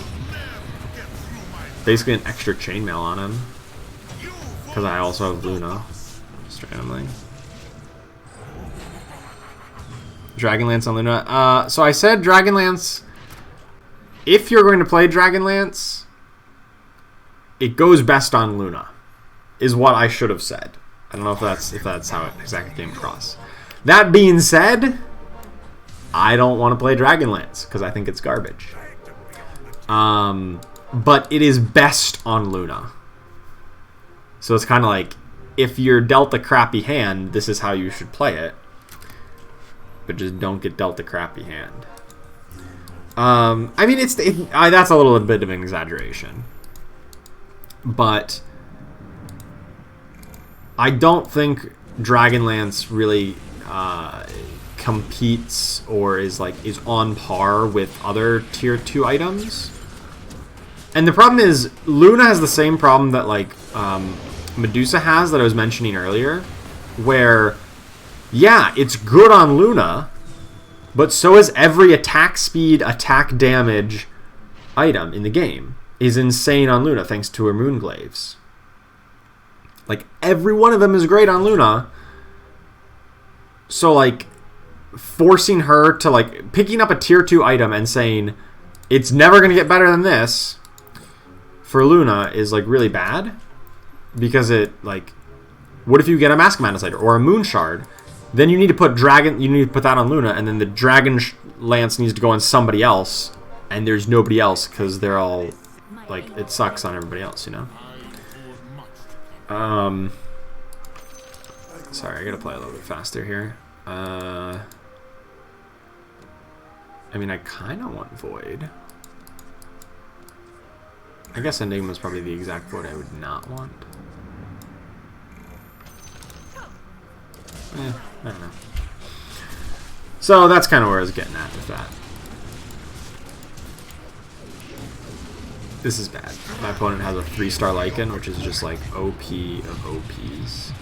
This guy's basically unkillable.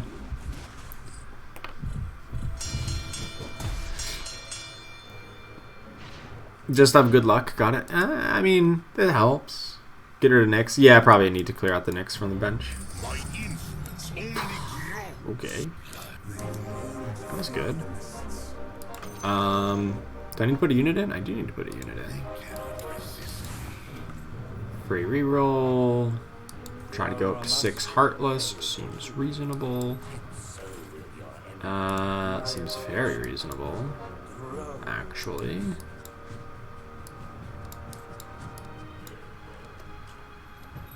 I kinda want that axe.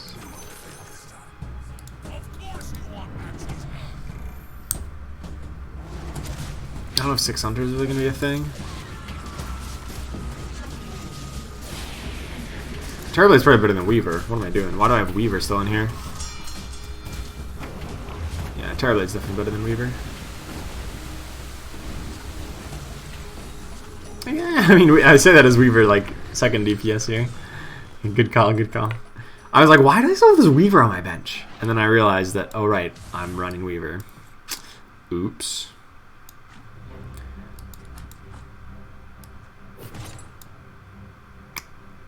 Refresher Orb could be insane. Actually, I'm gonna pick Scythe of Eyes because I think that item is so important on Necrophos. I think man items on Necrophos is so important. Refresher Orb works well enough on Abaddon 3-star. Yeah, it'll be really good on Tide Hunter 2-star. So whatever. Now, I wish I'd picked up the Refresher Orb, but hindsight bias.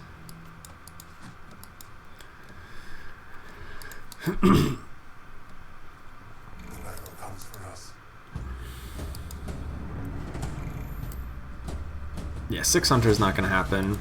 From here, what level are we at? 8? We're going to get to 9, probably get up to 10, right? Yeah. What 2 units do I want to put in? 2 more Heartless? That probably makes the most sense. Since 6 Heartless is such a big upgrade. My opponent enthralled my 3-star Abaddon. Let's just say that's a problem. That's a problem. Mirana's what we need. I agree with that. Get up to 4 Vigilant. I don't think I need the Beastmaster. Do you need the Luna? Don't need the Beastmaster. I do need the Mirana. I can put that in over the Terrorblade at the moment. I don't need the Beastmaster. I feel like the game's trying to send me a message that maybe I should be playing Beastmaster. I'm not really hearing it. Oh, crap. I can actually leave in the Terrorblade. Right. What's another Heartless? Lich? Shadow Demon? Have I missed those? I might have missed those. If so, that sucks. I'm literally playing the same person again! Literally all 3, if I lose to this, assuming I lose to this, all 3 of my losses so far are going to be to this opponent. In like the same kind of situation. Yup. Every single loss has been against this exact opponent with a 3-star Lycan. Oof. Okay, now we can get a Refresher Orb. Refresher Orb Tide. Maybe this Lifestealer works a bit better for us. I'm gonna rearrange a little bit. I should just swap the other corner. Because clearly whatever we were doing on that side was not working for them. They were enthralling my Abaddon way too easily.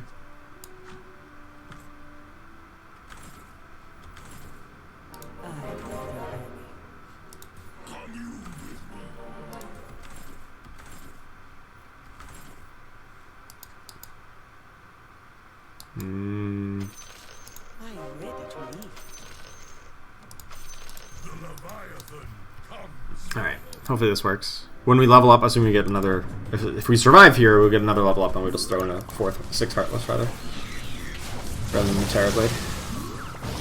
Oh, the Tide Hunter is beautiful.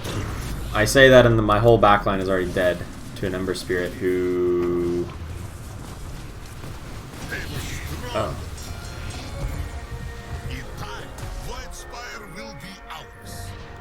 Oh.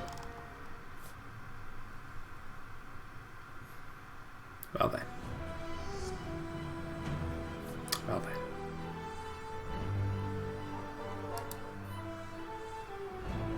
That was fun. Literally, I lost to this opponent 3 times. And the first time I saw this assassin build, Ember Spirit one-shot everybody. One Sleight of Fist, 12k. Seems good. Yeah. 3-star Doom. 3-star Doom is pretty sick. He also hits like a truck.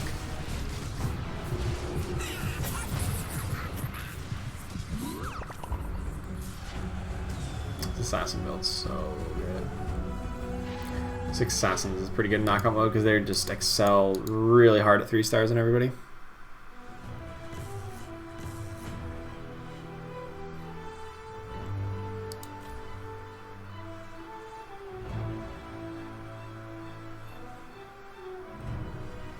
I also noticed there's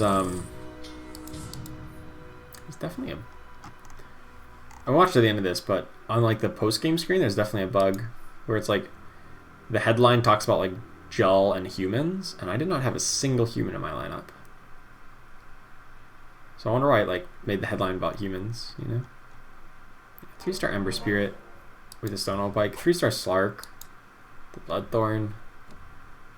I mean, I would definitely swap Butterfly over to Slark and Bloodthorn over to Viper, but you know, I don't think that really matters.